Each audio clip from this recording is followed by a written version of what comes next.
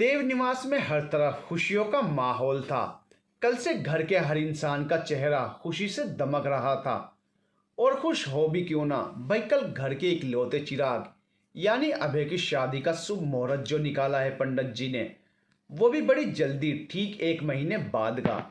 अब जो दृश्य हर भारतीय शादी वाले घर का होता है, वही दृश्य देव निवास का भी था। जिस तरह हर शादी में दूल्हा दुल्हन से ज़्यादा खुश उनके घर वाले होते हैं, खासकर छोटे भाई बहन। आखिर अपने बड़े भाई या बहन की शादी में उन्हें फुल एंजॉय करने का मौका जो मिलता है, क्योंकि काम की सारी जिम्मेदारी तो बड़ों को ही संभालनी होती है। देव निवास के लिविंग रूम का नज़ारा कुछ ऐसा था। नीलांजना, पंडित जी को भी इतनी जल्दी का ही मुहूर्त मिला था, इतने कम समय में सारी तैयारियां कैसे होंगी, सोच सोच कर मेरे तो हाथ पैर फूल रहे हैं। देव, अरे वो सब छोड़ो तुम, सबसे पहले तो कल जाकर मैं वेडिंग हॉल बुक करवाता हूँ, नहीं तो फिर बुकिंग नहीं हो पाएगी। और तुम सब लोग आपस में डिसाइड करके बता दो कि खाने में क्या क्या आइटम्स हमें रखने हैं। साथ साथ किसी अच्छी कैटरिंग सर्विस से बात करके इस काम को भी निपटाता हूँ। नीलांजना, सुनिए जी, वो पिछली गली वाले दुबे जी हैं ना, उनके बेटे की शादी का खाना बड़ा स्वादिष्ट था, आप वही वाले कैटर्स बुक करना जी। देव, अच्छा फिर ठीक है, आज ही दुबे जी से उस कैटरिंग सर्विस का नंबर लेता हूँ। बाबूजी, अरे बुद्धू, बेटे की शादी की खुशी में लगता है पागल हो गया है। कैटरिंग का ऑर्डर देने से पहले हमें ये भी देखना होगा कि हम कितने लोगों को शादी में आमंत्रित करने वाले हैं, उसी के हिसाब से फिर ऑर्डर दिया जाएगा। अम्मा, हाँ एकदम ठीक कहा आपने। सबसे पहले देव आने वाले मेहमानों की सूची तैयार कर मेरी सारी सहेलियों का नाम सूची में याद से डाल देना। अपने इकलौते पोते की शादी का निमंत्रण मैं अपनी सारी सहेलियों को दूंगी। देव, ठीक है अम्मा। एक तरफ जहां देव और नीलांजना का इतने कम समय में शादी की सारी तैयारियां कैसे होंगी, सोच सोच कर पहले से ही बीपी बढ़ा जा रहा था, वहीं दूसरी ओर अभय की छोटी बहन रिया अपने लैपटॉप में नजरें गड़ाए भाई की शादी के लिए ऑनलाइन ड्रेसेज और मैचिंग एक्सेसरीज देखने में कुछ ज़्यादा ही व्यस्त थी। अब तक कुछ 15-20 अलग अलग ड्रेसेस सेलेक्ट करके उसने अपने कार्ट में भी डाल ली थी। आखिर अपने भाई की शादी में हर बहन को सबसे खूबसूरत और सबसे अलग जो दिखना होता है, जिसकी तैयारी रिया ने आज से ही शुरू कर दी थी। आखिर इकलौते भाई की शादी थी और रिया एकदम परफेक्ट, एकदम खास दिखने में कोई रिस्क नहीं लेना चाहती थी। और अभय, यह महाशय तो सोफे पर पसरे, पैर पर पैर रखे, कानों में हेडफोन्स लगाए, सबसे बेखबर अपने फ़ोन पर गेम खेलने में बिजी थे, जैसे शादी इनकी नहीं पड़ोस वाले शर्मा अंकल के बेटे की हो, जहाँ इन्हें बारात में बाराती बनकर जाना हो, शादी के खाने का लुत्फ उठाकर दोस्तों के साथ मटर गश्ती करके वापस आ जाना हो। अरे कोई इन मोहद्दे को बताए कि शादी इन्हीं की है, माना कि ये दूल्हा है, आकर्षण का केंद्र है, पर इसका मतलब ये हरगिज नहीं कि अपनी शादी की तैयारियों में कोई दिलचस्पी ना दिखाए। शादी के बाद जिस तरह दुल्हन में दिलचस्पी दिखाएंगे, उसी तरह अब भी दिखानी चाहिए। क्यों, सही कहा ना। रात में डिनर के बाद जैसे ही नीलांजना अपने कमरे में जाती है, तो अभय भी आ जाता है और अपनी मम्मी की गोदी में सिर रखकर आराम से लेट जाता है। पीछे पीछे रिया और देव भी चले आते हैं। रिया भाई को माँ की गोद में लेटा हुआ देखकर हंसते हुए चिढ़ाने के अंदाज में कहती है, मम्मी ये नज़ारा कुछ ही दिन का है, वैसे कुछ दिनों बाद तो भाई भाभी की गोदी में शिफ्ट होने वाले हैं। अभय इस बात पर उसको तकिया फेंक कर मारता है, जिसे रिया कैच कर लेती है। अभय अपनी माँ को प्यार जताते हुए, मेरी मम्मी सबसे स्पेशल हैं और मम्मी की गोदी भी, और इस गोद का लुत्फ मैं जिंदगी भर उठाना चाहता हूँ, कहते हुए अपनी माँ का हाथ चूम लेता है।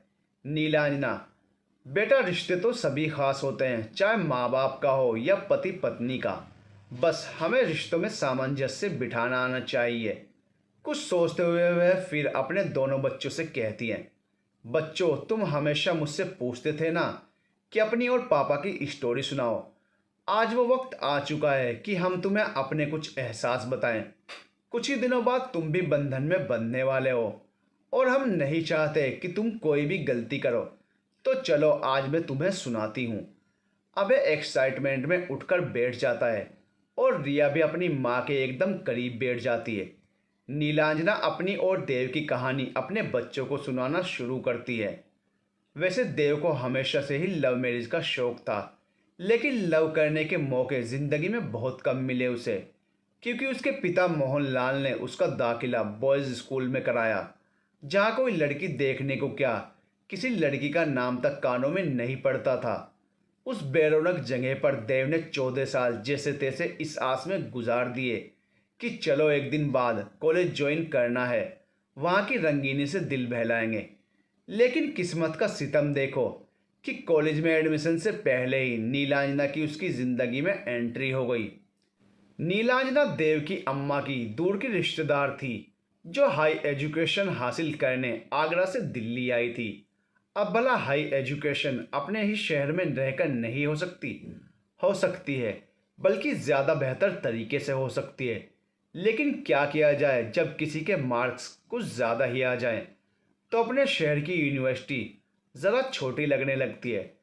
अब शायद ऐसा ही कुछ नीलांजना के साथ हुआ होगा, ऐसा देव का ख्याल था। इसलिए उसने इस बड़े शहर की इस बड़ी सी यूनिवर्सिटी में एंट्री ज़रूरी समझी। देव को नीलांजना के उसी कॉलेज में दाखिला लेने से बिल्कुल आपत्ति ना होती, अगर उन दोनों का डिपार्टमेंट एक ना होता। आपत्ति तो वैसे देव को नीलांजना के नाम से भी थी। अपनी अम्मा के मुंह से नीलांजना का नाम न जाने दिन में कितनी बार सुन सुनकर देव के कान पक गए थे। देव अपनी अम्मा से मुंह बनाते हुए, ये क्या बात हुई, ये कैसा अजीब सा नाम है नीलांजना, कीमती नीला पत्थर और हनुमान जी की माँ, ये तो कोई कॉम्बिनेशन नहीं हुआ। देव ने नीलांजना के आने से पहले दसियों बार अम्मा से उसके नाम पर हैरानी जताई। नीलांजना का तो अभी पता नहीं कि वो प्यारी सी मासूम सी लड़की देव को पसंद आएगी या नहीं, लेकिन फिलहाल तो देव को नीलांजना का नाम बिल्कुल नहीं भा रहा था। अम्मा देव की बात का जवाब देते हुए, ओहो, क्या हो गया है तुझे देव मेरे बच्चे, कितनी बार तो तुझे बताया है, फिर भी हर बार भूल जाता है कि इसकी नानी और दादी दोनों पड़ोस में थी। दोनों का घर आमने सामने था। दोनों में वैसे तो बिल्कुल नहीं बनती थी, 36 का आंकड़ा रहता था दोनों में, एक उत्तर तो दूसरी दक्षिण। लेकिन क्या करती, उनके हाथ में कुछ नहीं था, क्योंकि नीलांजना की माँ प्रियदर्शनी और पापा प्रकाश का विवाह उनके दादा दादी ने बचपन में ही तय कर दिया था, जब हम सब गांव में रहा करते थे तब। इसलिए नीलांजना की दादी और नानी को मन महसूस कर बड़ों की बातों का मान रखकर अपने बच्चों की शादी करनी पड़ी। जब नीलांजना का जन्म हुआ तो दोनों घरों में जैसे खुशियों की लहर दौड़ गई। वो थी भी बड़ी ही प्यारी, बड़ी बड़ी कटोरा सी आंखें, दूध सा उजला हुआ रंग, छोटी सी नन्ही सी गुड़िया थी। लेकिन जब अवसर आया बच्ची के नामकरण का, तो नानी ने नाम रखा नीलम और दादी ने अंजना। कई दिन तक दोनों में बच्ची के नाम को लेकर बहस चलती रही, लेकिन फिर भी नाम का फैसला नहीं हो पाया। तो एक दिन उसके पिताजी प्रकाश ने नीलम और अंजना को मिलाकर नाम रख दिया नीलांजना, और सीधा बर्थ सर्टिफिकेट ही बनवा लिया कि अब दोनों खुश हो जाएंगी। देव है भगवान, ऐसी नानी और दादी किसी को ना दे। अम्मा पगले, अरे यूं कहे कि भगवान लंबी आयु दे दोनों नानी और दादी को। अभी तो भगवान की दया से दोनों जीवित हैं और स्वस्थ भी। अम्मा ने देव को टोका तो वह ठंडी सांस भरकर रह गया। कहता भी क्या, दिल ही दिल में तो वह सोच रहा था कि अगर दोनों नानी और दादी पड़ोसन थी तो दोनों ने एक दूसरे की समधन बनना कैसे गवारा किया, सिर्फ बड़ों की बातों का मान रखने के लिए। वाह क्या बात है। अम्मा सुबह के 5:30 बजे, देव ओ बेटा देव जल्दी उठ। प्रकाश ने बताया था कि नीलांजना की ट्रेन सुबह 6 बजे पुरानी दिल्ली रेलवे स्टेशन पहुंच जाएगी। तू जल्दी उठकर खड़ा हो, कहीं ऐसा ना हो वो बेचारी बच्ची पहुंच भी जाए और तू यहीं सोता रहे। देव उबासी लेते हुए, क्या अम्मा सुबह सुबह क्यों जगा रही हो? मैं क्या उसका नौकर हूँ जो उसके आने से पहले ही वहाँ हाजिर हो जाऊँ? वो टैक्सी से भी तो आ सकती है ना। अम्मा देव के ऊपर से चादर खींचते हुए, देव ऐसा नहीं कहते बच्चे, वो मेहमान है हमारी, और फिर उसे घर का पता भी तो मालूम नहीं होगा ना, वो खुद कैसे आएगी? तू जल्दी उठ, वक्त बर्बाद मत कर। देव मुझे कुछ नहीं पता, मैं नहीं उठ रहा, मुझे अभी और सोना है। तभी देव के कानों में उसके पिताजी की गरजदार आवाज पड़ती है। देव उठो, आने वाली मेहमान क्या स्टेशन पर अपना सामान लिए तुम्हारा इंतजार करती रहेगी। लड़कियों की इज्जत करना सीखो। पिताजी की रौबदार आवाज कानों में पड़ते ही देव तुरंत बिस्तर छोड़कर खड़ा हो जाता है। अम्मा प्यार से देव का गाल थपथपाते हुए, ये हुई ना बात मेरा प्यारा बच्चा, अब जा जल्दी, तब तक मैं कुछ नाश्ते पानी का इंतजाम करती हूँ। अम्मा के आग्रह करने पर देव को दिल पर पत्थर रखकर नीलांजना को रेलवे स्टेशन से लेने जाना ही पड़ता है। देव मन ही मन में अम्मा और पिताजी जिस तरह से उस नीलांजना के आने से पहले ही उसको भाव दे रहे हैं ना, उससे तो लगता है ये लड़की आने वाले दिनों में अम्मा और पिताजी की टॉप प्रायोरिटी बनने वाली है। ये लड़की लगता है मेरे ही घर से मेरा पत्ता साफ करवाएगी। आई बड़ी महारानी कहीं की। खुद से बातें करता देव नीलांजना को रिसीव करने पुरानी दिल्ली स्टेशन पहुंच जाता है और घर की एल्बम में नीलांजना की एक पुरानी धुंधला चुकी तस्वीर के आधार पर उसको पहचानने के लिए नजरें इधर उधर दौड़ाता है। तभी उसकी नज़र सामने से आती लड़की पर पड़ती है। सफ़ेद चूड़ीदार सूट और सफ़ेद दुपट्टा, काजल से भरी झील सी गहरी सुरमई आंखें, गुलाबी होंठ, गोल चेहरा, गुलाबी गाल, लंबे घने कमर तक आते काले घुंघराले जिसके हवा में लहराती लटें उसके गुलाबी गालों को बार बार चूम जाती थी। कानों में सिल्वर झुमके, हाथों में सिल्वर चूड़ियाँ और चेहरे पर ऐसी मासूमियत कि देव उसकी तरफ आकर्षित हुए बिना नहीं रह सका। एक बार को उसे देखकर देव खो सा गया, लेकिन अगले ही पल उसने खुद के जज्बातों को काबू में करते हुए अपने मन में ही सोचा, नहीं नहीं देव, ये लड़की थोड़ी चालाक प्रवृत्ति की जान पड़ती है। आने से पहले ही अम्मा पिता को झांसे में लिया हुआ है। देव बेटा, इतनी जल्दी इसके हुस्न के जाल में मत फंस जाना। वैसे भी ये हुस्न परियां अंदर से एकदम दुष्ट परियां होती हैं। बस यही बात सोचकर देव ने दिल में आए जज्बात को नज़रअंदाज कर दिया। हालांकि उसने अपने दिल के जज्बातों को दिमाग के विचारों से ढक लिया था, पर देव को ये नहीं मालूम कि दिल कभी बांधे नहीं बंधा। उस लड़की के कदम जैसे ही देव की तरफ बढ़ रहे होते हैं, उसके हर कदम पर देव की हर धड़कन यही कह रही होती है कि काश यही नीलांजना हो। और देव के दिल की मुराद पूरी हुई, क्योंकि वो सच में नीलांजना ही थी। नीलांजना के आने से पहले ही उसने दादी और नानी नाम की चक्की के दो पाटों के बीच पिसने वाली नीलांजना की बेचारी सी तस्वीर बना रखी थी। बल्कि वो तो बहुत ज़्यादा खूबसूरत और कॉन्फिडेंस से भरी हुई थी। उसके चेहरे पर एक अलग ही तेज और अलग ही रौब था। उसने पहले दूर से ही देव को देखा, फिर जब उसके करीब आई तो वो भी देव को एक पल के लिए देखती रह गई। लोअर टी शर्ट पहने हट्टा कट्टा नौजवान, लेकिन अभी अभी नींद से जागा हुआ, आंखें मचलता हुआ उसके सामने खड़ा था। लेकिन जैसे ही नीलांजना उसके और करीब आई तो उसकी आंखें बड़ी हो चुकी थी। नीलांजना, आप ही देव हैं? देव, आप ही नीलांजना हैं? नीलांजना, पहले मेरे सवाल का जवाब दीजिए। देव, अब क्या जवाब दूँ इस सवाल का, जब मैं आपको आपके नाम से ही पुकार रहा हूँ। नीलांजना, लेकिन मुझे जानना भी तो ज़रूरी है ना, क्या आप ही मोहनलाल अंकल के बेटे देव हैं? देव, मैं आपके अंकल का ही बेटा हूँ। अगर तसल्ली हो गई हो तो चलें, या मैं अब अकेला ही चला जाऊँ? आ जाना फिर खुद ही। नीलांजना, आप तो गुस्सा हो गए देव, चलिए चलते हैं। नीलांजना देव के साथ घर चली आई। रास्ते पर दोनों खामोश रहे। घर आकर देव की मां नीलांजना को देखकर बहुत खुश हुई और उसे गले से लगा लिया और उसका परिचय पहली बार देव से कराया। तब नीलांजना को मालूम पड़ता है कि देव का दाखिला भी उसी कॉलेज में हुआ है, और तो और दोनों का डिपार्टमेंट भी सेम है। देव और नीलांजना दोनों ने ही अपने कैरियर की गाड़ी आगे बढ़ाने के लिए कॉमर्स स्ट्रीम को चुना और दोनों ने ही इत्तेफाक से बीकॉम में दाखिला लिया। नीलांजना ने देव की तरफ देखते हुए कहा, अच्छा तो आप मेरे ही डिपार्टमेंट में हैं। अम्मा के इंट्रोडक्शन करवाने पर उसने बड़ी जांचती नज़रों से देव को देखा, जबकि देव ने नीलांजना के मुंह से अनायासी निकले मेरे डिपार्टमेंट शब्द पर कुछ ज़्यादा ही गौर किया। देव मन ही मन में, बड़ी अजीब लड़की है, मेरा डिपार्टमेंट तो ऐसे बोल रही है जिसे पूरा कॉमर्स डिपार्टमेंट आगरा से अपने साथ गिफ्ट में लाई हो। अभी तो इसको इस शहर की हवा में सांस लिए कुछ घंटे भी नहीं हुए हैं, इतनी जल्दी अपना हक जताना शुरू कर दिया। देव, बॉस इस लड़की से थोड़ा बचकर ही रहना। इसका एटीट्यूड बता रहा है कि यह लड़की सच में आफत की पुड़िया है। देव ने भी नेहले पर दहला मारते हुए नीलांजना की बात का जवाब दिया। जी, मैं आपके डिपार्टमेंट में नहीं, आप मेरे डिपार्टमेंट में हैं, क्योंकि मेरा दाखिला आपसे पहले हुआ था। नीलांजना कुछ कहती इससे पहले ही अम्मा चाय नाश्ता लेकर आ गई। चाय का कप नीलांजना के हाथ में थमाते हुए बोली, और बेटा आने में कोई दिक्कत तो नहीं हुई? नीलांजना, नहीं नहीं आंटी, कोई दिक्कत नहीं हुई। काफ़ी देर तक अम्मा, पिताजी और नीलांजना बैठकर बातें करते रहे।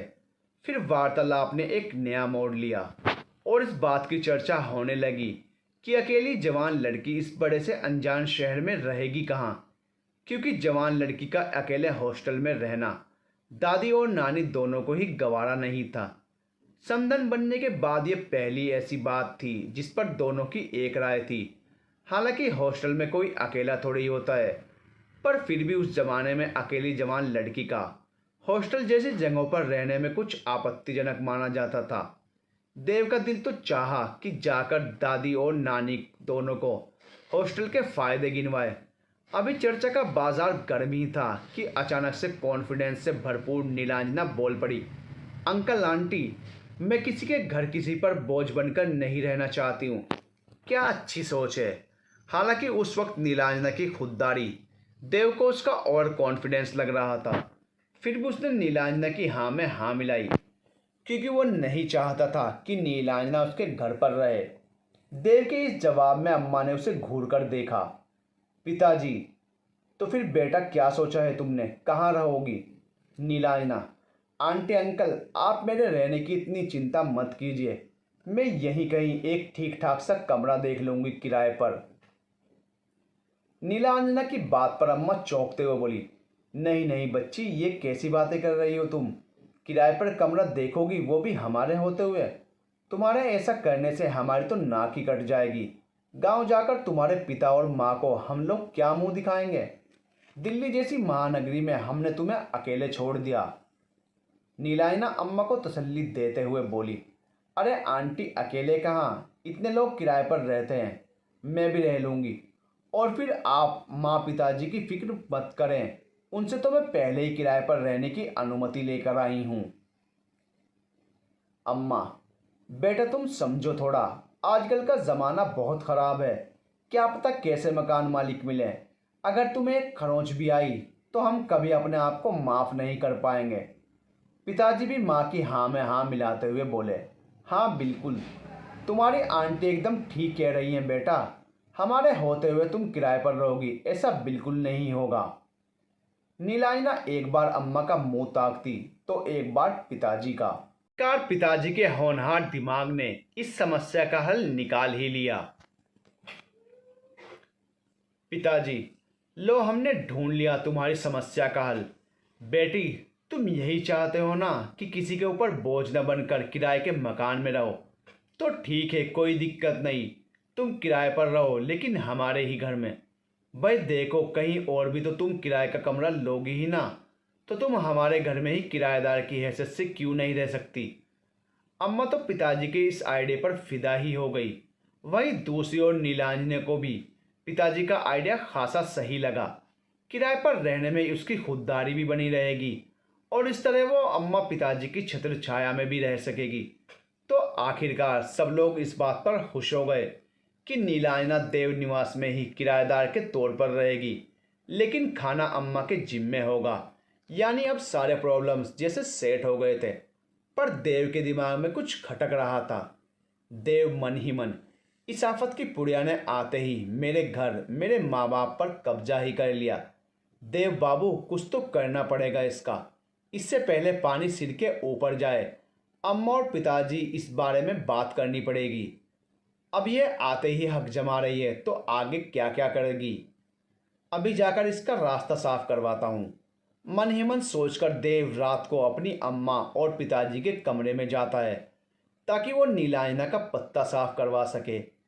देव अपना खुराफाती दिमाग इस्तेमाल करते हुए, अम्मा, पिताजी, मुझे आप लोगों से कुछ ज़रूरी बात करनी है।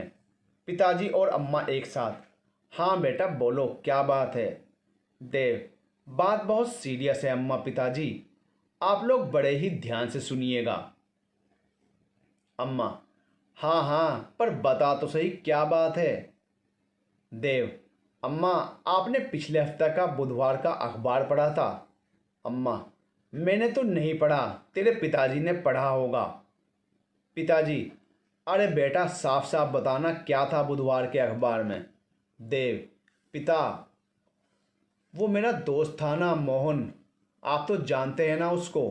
पिताजी, हाँ वही ना जो लक्ष्मी नगर में रहता है। देव, हाँ पिताजी वही। आपको पता है उसके मामा जी के साथ क्या हुआ।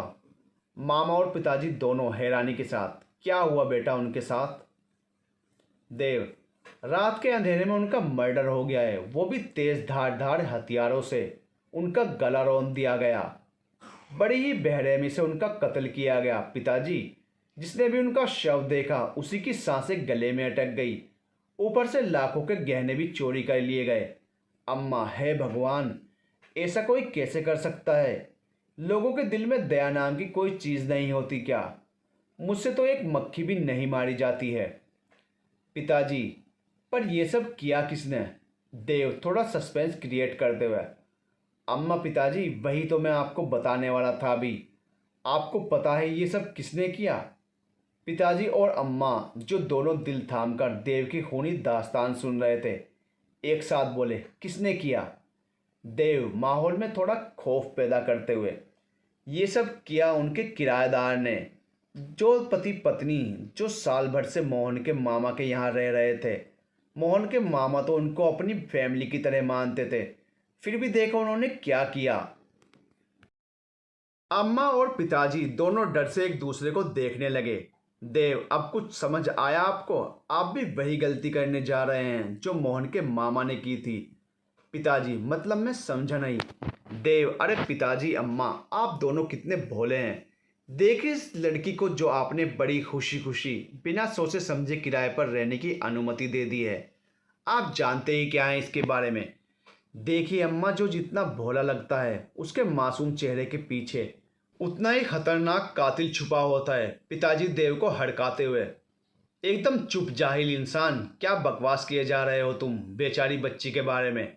नीलांजना प्रकाश और प्रियदर्शनी की बेटी है। तुम्हें पता है उसके दादा और तुम्हारे दादा पक्के मित्र ही नहीं, एक दूसरे के बिजनेस पार्टनर थे। दोनों में भाई जैसे संबंध थे, जान देते थे एक दूसरे पर। तुम्हें पता भी है कि उनके और हमारे परिवार के बीच में सदियों से अच्छे संबंध है, और तुम पता नहीं क्या उल्टा सीधा बोले जा रहे हो। अम्मा, देव तुम्हें कौन से एंगल से उस मासूम प्यारी सी बच्ची में खतरनाक कातिल नजर आ रहा है। खबरदार अगर उस बच्ची के बारे में कुछ भी ऐसा वैसा बोला तो। देव हकलाते हुए, वो पिताजी अम्मा।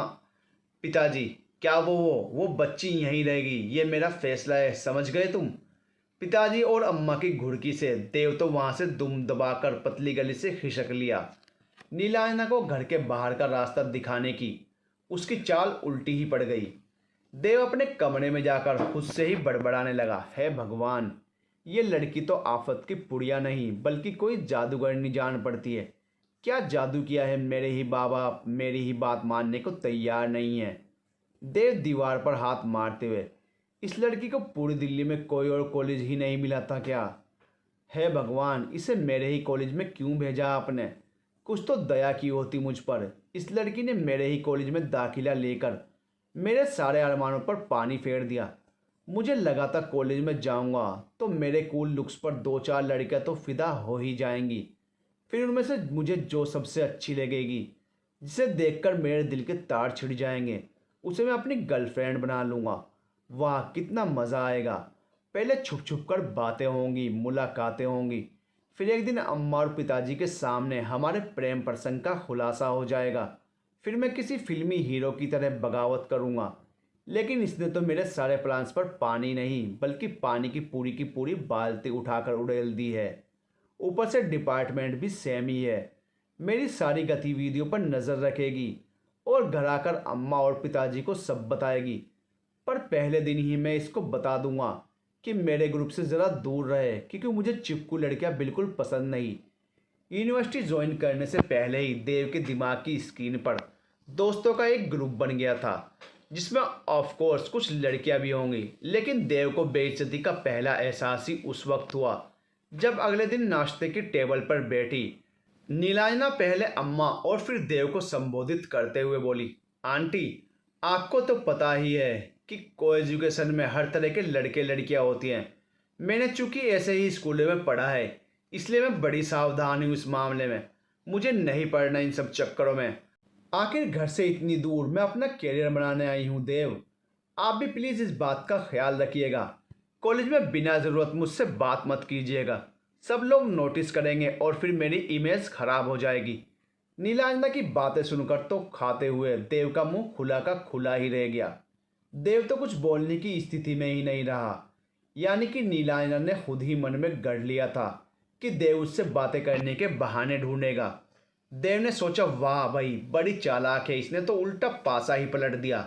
इसको लेक्चर देने का प्लान तो मेरा था, लेक्चर उल्टा इसी ने मुझे दे डाला। देव ने दिल में उठते उबाल को बड़ी मुश्किल से दबा दिया, जबकि अम्मा नीलांजना की इस समझदारी वाली बात पर निहाल हो गई थी। बस फिर तो यह सिलसिला शुरू हो गया। देव नीलांजना से चिढ़ता गया और अम्मा उसकी दीवानी होती गई। लेकिन यह दीवानगी इस हद तक जा पहुंचेगी, इसका देव को बिल्कुल आइडिया नहीं था। उस वक्त जब तक नीलांजना धीरे धीरे घर का हिस्सा बनने लगी और अब नीलांजना से वह सबके लिए बन गई नीलो। आखिरकार 3 साल कम अरसा तो नहीं होता। अम्मा तो अम्मा, पिताजी भी हर बात पर उसे सराहने लगे थे। अब घर में सुबह की शुरुआत नीलांजना की कोयल जैसी मधुर आवाज में आरती से होती। ओम जय जगदीश हरे, स्वामी जय जगदीश हरे। भक्तजनों के संकट, दास जनों के संकट क्षण में दूर करे, ओम जय जगदीश हरे। कुछ भी कहो, नीलांजना गाती बड़ा ही मधुर थी। एक दिन नीलांजना अम्मा से बोली, आंटी, फ्रिज में हर समय कोल्ड ड्रिंक मत रखा करें, 1000 बीमारियों की जड़ है ये। उसने टेबल पर अम्मा के साथ खाना लगवाते हुए अम्मा को सलाह दी। बस बेटा, क्या करें, देव खाने के बाद 2 घूंट जरूर लेता है, उसकी वजह से मुझे रखनी ही पड़ती है, अम्मा ने लापरवाही से कहा। नीलांजना, मना किया करें ना आंटी, आपको नहीं पता आंटी, मैं पढ़वाऊंगी किसी दिन आपको इन कोल्ड ड्रिंक्स ने नुकसान के बारे में। ये कोल्ड ड्रिंक्स मीठा जहर है, मीठा जहर। अगर देव इतनी ज़्यादा कोल्ड ड्रिंक्स पिएगा तो उसका स्वास्थ्य खराब हो जाएगा। और नीलांजना ने ना जाने कहाँ से अम्मा को कोल्ड ड्रिंक्स के इतने नुकसान गिनवा दिए कि अम्मा मेहमानों के सामने भी कोल्ड ड्रिंक्स के बदले फ्रेश जूस रखने लगी। पता नहीं अम्मा की सारा जीवन बचत करने की आदत कहाँ चली गई। एक बार कभी अम्मा तो कभी पिताजी देव को कोल्ड ड्रिंक्स पीने पर ज़रूर टोक देते थे, लेकिन देव ने अपने घर में कोल्ड ड्रिंक्स को लेकर इतना खतरनाक बायकॉट आज तक नहीं देखा था। बात चूंकि इकलौते लाडले बेटे के स्वास्थ्य की थी, तो अम्मा ने बिल्कुल रिस्क न लेते हुए सारी कोल्ड ड्रिंक्स उठाकर घर से बाहर कर दी, जिसकी सारी कसर देव कॉलेज में पूरी करने लगा। कभी कोक, कभी पेप्सी, कभी मिरिंडा की बोतल हाथ में उठाए। इतनी बार नीलांजना के आगे से गुजरता कि 10-15 दिनों में ही वह इंटेस्टाइनल इन्फेक्शन से ग्रस्त होकर हॉस्पिटल जा पहुंचा। इन दिनों वैसे नीलांजना ने देव का काफ़ी अच्छे से ख्याल रखा, लेकिन देव को नीलांजना एक फूटी आंख नहीं भा रही थी, क्योंकि देव के अनुसार उसकी इस हालत की जिम्मेदार सिर्फ मैडम नीलांजना ही थी। क्योंकि घर में देव थोड़ी कम कोल्ड ड्रिंक पीता था, परंतु कॉलेज में नीलांजना की जिद ने उसने कोल्ड ड्रिंक्स को पानी की तरह पिया। खैर, जल्द ही देव की आंतों का इन्फेक्शन ठीक हो गया और अब उसने खुद ही कोल्ड ड्रिंक पीना छोड़ दिया। फिर एक दिन नीलांजना पिताजी को अखबार पढ़ते देख उनके पास आकर सोफे पर बैठ गई। नीलांजना, भगवान का शुक्र है अंकल, क्या आप अखबार पढ़ने के शौकीन हैं? पिताजी, हाँ बेटा, मेरा तो ये हाल है कि सुबह में जब तक अखबार न पढ़ लूँ मेरी तो सुस्ती ही दूर नहीं होती। नीलांजना, सही कहा आपने अंकल, कुछ ऐसा ही हाल मेरा भी है। आपकी वजह से घर में हर दिन अखबार आता है तो आपके साथ साथ मेरे भी मज़े आ जाते हैं। पिताजी उसकी इस बात पर मुस्कुरा देते हैं। नीलांजना, अंकल, पिताजी ने तो मुझे बचपन से ही अखबार पढ़ने की आदत डलवाई है, वरना तो आजकल के नौजवानों का तो अखबार पढ़ने का इंटरेस्ट ही ख़त्म हो गया है। पिताजी, हाँ बेटा, सही कहा तुमने। नीलांजना, वही तो अंकल, अब भला आप ही बताएं, एक अखबार आपको जितना अपडेट कर सकता है भला कोई और चीज़ कर सकती है क्या? इसलिए तो आजकल के यंग डिग्री होल्डर्स इंटरव्यू में नाकाम हो जाते हैं, क्योंकि उनके अपने सब्जेक्ट की नॉलेज तो होती है, मगर इसके अलावा बाहरी दुनिया का कुछ भी पता नहीं होता। नीलांजना हंसते हुए, अंकल कुछ लोगों को तो देश के प्रधानमंत्री और राष्ट्रपति का नाम भी मालूम नहीं होता। पिताजी भी इस बात पर हंस पड़ते हैं, लेकिन अगले ही पल उनकी हंसी लुप्त हो जाती है, क्योंकि जैसे नीलांजना न्यूज़पेपर को लेकर लेक्चर दिए जा रही थी, वैसे वैसे पिताजी को भी दिमाग पर जोर डालने के बाद भी ऐसा कोई पल याद नहीं आया जब उन्होंने अपने लाडले देव को अखबार पढ़ते हुए देखा हो। अब भला अपनी इकलौती इन संतान को लाइफ में कैरियर में फेल होते कौन माँ बाप देखना चाहेंगे। बस फिर क्या था, उस दिन के बाद तो देव के लिए ज़रूरी हो गया कि वो हर दिन शाम को 7 बजे एडिटोरियल पढ़ पढ़कर पिताजी को सुनाए, क्योंकि देव सीधे तरीके से मानने वाला नहीं था। इसलिए पिताजी ने यही तरकीब लगाई। बेचारा देव अब तो फंस चुका था। शाम को जब नीलांजना किसी काम से देव के कमरे में आई तो देव गुस्से से, ये अखबार में एडिटोरियल पढ़कर सुनाने वाला घटिया आइडिया तुम्हारा ही होगा ना? नीलो, देव को चिढ़ाने के अंदाज में, हाँ था तो मेरा ही, क्यों तुम्हें पसंद नहीं आया? देव उसकी इस बात पर खींचते हुए, देखो तुम यहाँ मेहमान हो तो मेहमानों की तरह रहा करो, और खासकर मेरे मामले में तो बिल्कुल टांग मत अड़ाया करो। नीलो देव के मज़े लेते हुए, अच्छा बाबा ठीक है, नहीं अड़ाऊंगी टांग, पर हाथ तो अड़ा सकती हूँ ना? देव उसको गुस्से से घूर कर देखता है। नीलो, तब तक नीलो हंसते हुए वहाँ से भाग जाती है। एक दिन शाम को नीलो देव की शर्ट पर इस्त्री कर रही होती है। गलती से शर्ट के पीछे की साइड जल जाती है और उसमें एक बड़ा सा छेद हो जाता है। नीलो अपनी उंगली दांतों तले दबाते हुए, ओ माँ ये क्या हुआ?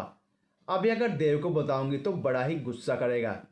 ऐसा करती हूँ, तय बनाकर रख देती हूँ। और वो बिना किसी को बताए शर्ट ऐसे ही रख देती है। अगले दिन देव कॉलेज जाने के लिए तैयार होता है और बिना देखे ही शर्ट उठाकर पहन लेता है। जब वह तैयार होकर नीचे नाश्ता करने आता है तो पिताजी की नज़र उसकी जली हुई छेद वाली शर्ट पर पड़ती है। देव, ला ला ला अम्मा नाश्ता लाओ जल्दी, वरना मैं लेट हो जाऊंगा। सोनू मेरा इंतज़ार कर रहा है। पिताजी, बेटा देव तुम्हारी शर्ट तो बड़ी अच्छी लग रही है। देव, थैंक यू पिताजी, मैंने परसों ही नई खरीदी है। पिताजी, लगता है मार्केट में नया डिज़ाइन आया है। देव अपनी तारीफ सुन पिताजी के सामने थोड़ा कूल बनते हुए अपनी शर्ट का कॉलर पकड़कर गर्व से कहता है, यस पिताजी, एकदम न्यू ब्रांडेड है। आपको तो पता है पिताजी, आपके बेटे की चॉइस कोई ऐसी वैसी नहीं है। आपके बेटे का स्टाइल ही अलग है पिताजी। वाकई बेटा काफ़ी अलग स्टाइल है, एकदम हटके। अब पिताजी के लिए उनकी हंसी रोकना मुश्किल हो गया था, इसलिए जब कंट्रोल नहीं हुआ तो उनकी हंसी के फुहारे छूट पड़ते हैं। ये सब नज़ारा किचन में से जो नीलांजना, अम्मा और गंगा देख रहे थे, अब वो भी ठहाका लगाकर हंस पड़ते हैं और सब हंसते हंसते लोटपोट हो जाते हैं। देव भी हैरानी से सबको देखता रहता है कि आखिर इन लोगों को हुआ क्या है।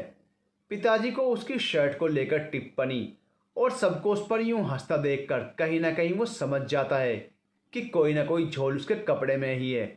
जैसे ही वह खड़ा होकर अपने आप को आदम का शीशे में आगे से पीछे से देखता है, उसको शर्ट की बैक साइड पर एक बड़ा सा छेद दिखाई देता है, जिसे देखकर उसका गुस्सा 7वें आसमान पर पहुंच जाता है और गुस्से से घर में काम करने वाली लक्ष्मी को चिल्लाकर आवाज़ लगाता है। देव चिल्लाते हुए, लक्ष्मी लक्ष्मी।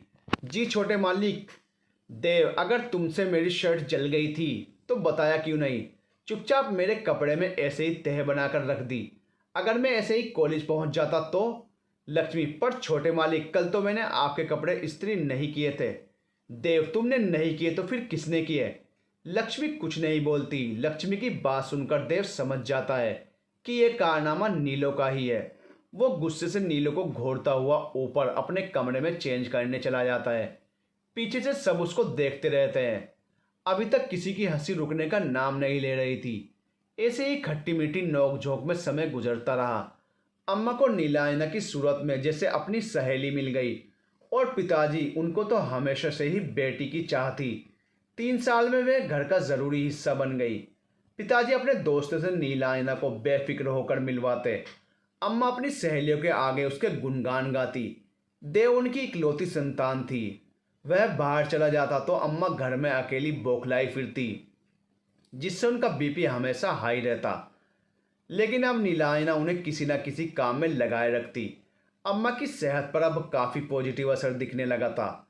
अम्मा जो कॉलोनी के पार्क का एक चक्कर भी पूरा न कर पाती थी, अब उसके साथ बातों में बिजी होकर दो दो चक्कर लगा लेती। अम्मा का वजन कुछ कम होने से जोड़ों के दर्द में भी फर्क पड़ गया। पिताजी का कोलेस्ट्रॉल लेवल भी कुछ कम हो गया, क्योंकि पिताजी खाने पीने के बहुत बड़े शौकीन थे, एकदम फूडी। अब अम्मा कहाँ तक उनकी फरमाइशें पूरी करती, इसलिए वे मार्केट जाकर खूब जी भरकर चाट पकौड़ियाँ खाते। जब गाजर का हलवा खूब सारा खोया डलवा कर पिताजी घर लेकर आते तो खूब ही खाया जाता। और छोले भटूरे वो तो उनकी फेवरेट डिश थी। जलेबी पर तो पिताजी देखते ही टूट पड़ते थे।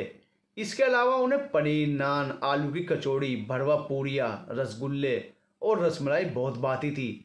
जैसे ही मौसम कुछ करवट लेता, हल्की सी बूंदाबांदी शुरू नहीं होती कि पिताजी पहुंच जाते जैन चाट भंडार और भगत जी स्वीट्स पर अब नीलायना को जब पढ़ाई से कुछ फुर्सत मिलती, वह किचन में जाकर एक से एक बढ़िया स्वादिष्ट पकवान बनाकर सबको खिलाती।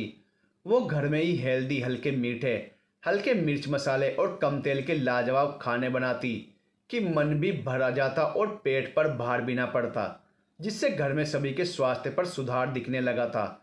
अब ऐसी ऑलराउंडर लड़की सामने हो तो उसको बहू बनाने का ख्याल किसके दिल में पैदा नहीं होगा। सो ऐसा ही पिताजी और अम्मा के साथ हुआ, और यूँ ग्रेजुएशन कंप्लीट करने के बाद ही वह देव की ज़िंदगी में आ गई। नीलो से शादी करने के लिए उसने हामी कैसे भरी, यह एक अलग कहानी है। वो कहानी दरअसल ये है कि देव के पिता पढ़ लिख कर एक हाई प्रोफाइल जॉब करना चाहते थे, लेकिन उनके पिताजी ने ज़बरदस्ती उनको अपने टेक्सटाइल के बिजनेस में लगा लिया। बस देव के पिता अपना हाई प्रोफाइल जॉब करने का सपना अपने बेटे देव के द्वारा पूरा होता देखना चाहते थे। उनकी दिल से ख्वाहिश थी कि देव पढ़ लिख कर कोई हाई प्रोफाइल जॉब करे, लेकिन हुआ उसका उल्टा ही, क्योंकि देव जॉब नहीं करना चाहता था। उसका इंटरेस्ट तो अपने दादा और पिताजी के टेक्सटाइल के कारोबार में था, लेकिन देव के पिताजी उसको बिजनेस संभालने की अनुमति नहीं देते थे, जिसको लेकर अक्सर दोनों बाप बेटे के बीच अनबन हो जाती थी। जब देव ने नीलो की शादी के लिए साफ साफ शब्दों में इनकार कर दिया, तब पिताजी ने उसके सामने एक शर्त रखी, क्योंकि वो भी बाप थे, अपने इकलौते बेटे की रग रग से वाकिफ थे। उन्होंने शर्त ये रखी कि देव बेटा, अगर तुझे मेरा बिजनेस संभालना है तो फिर नीलो से शादी तो करनी ही पड़ेगी, नहीं तो फिर बिजनेस भूल जाओ। अब बेचारे देव ने सोचा कि कैरियर भी काफ़ी इम्पोर्टेंट होता है, कुछ पाने के लिए कुछ खोना तो पड़ता ही है। इस तरह देव ने पिताजी का बिजनेस पाने के लिए अपने जज्बातों का बलिदान दिया, और इस कहानी का अंजाम यह हुआ कि नीलो दुल्हन बनी उसके कमरे में मौजूद थी, और देव का अपने दोस्तों के पास से उठने का बिल्कुल मन नहीं कर रहा था, जो उसको पत्नी को हराने का एक से बढ़कर एक आइडिया ठंडी सांसें भर भर कर बता रहे थे। ठंडी सांसें इसलिए भर रहे थे कि वह इन आइडिया को अपनाने के बावजूद भी अपनी पत्नी नाम की जादूगरनी से बच नहीं पाए थे। कोई अपनी पत्नी के हुस्न का कैदी बना हुआ था, तो कोई पत्नी के रौबदार व्यक्तित्व का, कोई भारी भरकम वजूद का, तो कोई अमीर मायके का। किसी की पत्नी में ऐसी कोई खूबी नहीं थी तो उसके 4-5 लंबे चौड़े भाई थे, जिनका ख्याल करके सर्दी में भी पसीना आ जाता था। इसलिए देव के दोस्त उसको उल्टी सीधी पट्टियाँ पढ़ाने में व्यस्त थे। उसके दोस्तों का मानना था कि अगर शादी की पहली रात में खुद को पत्नी के हुस्न के आगे सरेंडर कर दोगे तो जीवन भर पत्नी का गुलाम बनकर जिंदगी गुजारनी पड़ती है। फिर सारी जिंदगी आपके जीवन के किले पर पत्नी नामक राजा का ही राज होता है। पत्नी की गुलामी का हव्वा ऐसे दिमाग में बैठा कि देव ने सोच लिया कि चाहे जो कुछ हो जाए, पत्नी को पहली रात ज़्यादा लिफ्ट नहीं देनी, ज़्यादा भाव नहीं देना है। और देव ने ठीक ऐसा ही किया। तो अब सारे दोस्तों की उम्मीदें देव पर ही टिकी हुई थी। उनका आखिरी सहारा बेचारा देव ही था। लेकिन अब नीलो उसकी पत्नी बनकर दुल्हन के जोड़े में सजी उसका इंतजार कर रही थी, जिसके ख्याल से किसी रंगीनी का एहसास देव को गुदगुदा रहा था।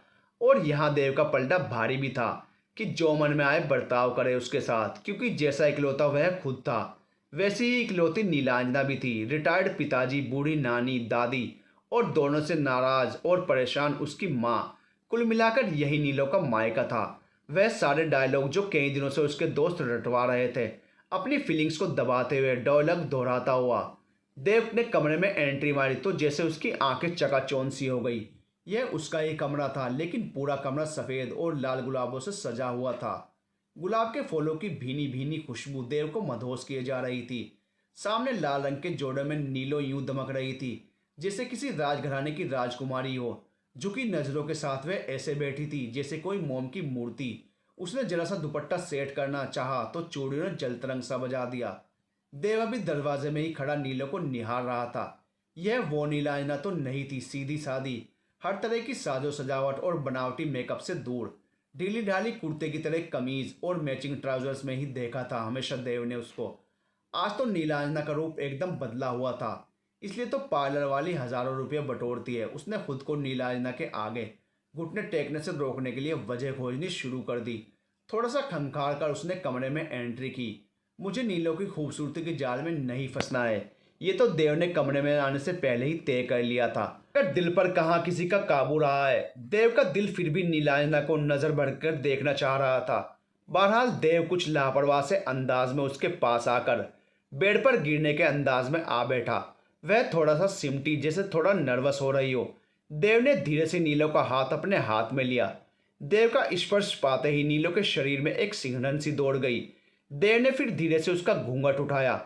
आज नीलांजना बला की खूबसूरत लग रही थी। देव की नजरें उसके चेहरे से हट ही नहीं रही थी। देव ने नाजुक सी चेन निकालकर उसकी खूबसूरत गर्दन में पहनाते हुए चेन का लॉक जानबूझकर थोड़ा देर में बंद किया। चेन पहनाकर पीछे हटते हुए उसने साफ तौर पर उसकी रुकी हुई सांसें महसूस की। माहौल का असर था या रिश्ते की खूबसूरती, या वह कुछ शरारत करना चाह रहा था। जैसे ही वह आगे बढ़ने वाला था वैसे ही उसने अपने दोस्त के बताए पत्नी के सामने घुटने ने टेकने के सारे टोटके याद आने लगे। देव ने खुद को संभाला और तकिया खींचकर कोहनी के नीचे दबाए हुए वह नीलो के सामने आ बैठा। देव, देख नीलो, बात यह है कि वह खंकार कर बोला, हम दोनों की लव मैरिज तो है नहीं जो सपनों की दुनिया में रहते हुए शादीशुदा जिंदगी की शुरुआत करें। मैं वैसे भी प्रैक्टिकल टाइप का बंदा हूँ, इसलिए चाहता हूँ कि तुम मेरी सारी आदतें अच्छी तरह जान लो ताकि आगे चलकर ना तुम्हें कोई दिक्कत हो और ना मुझे।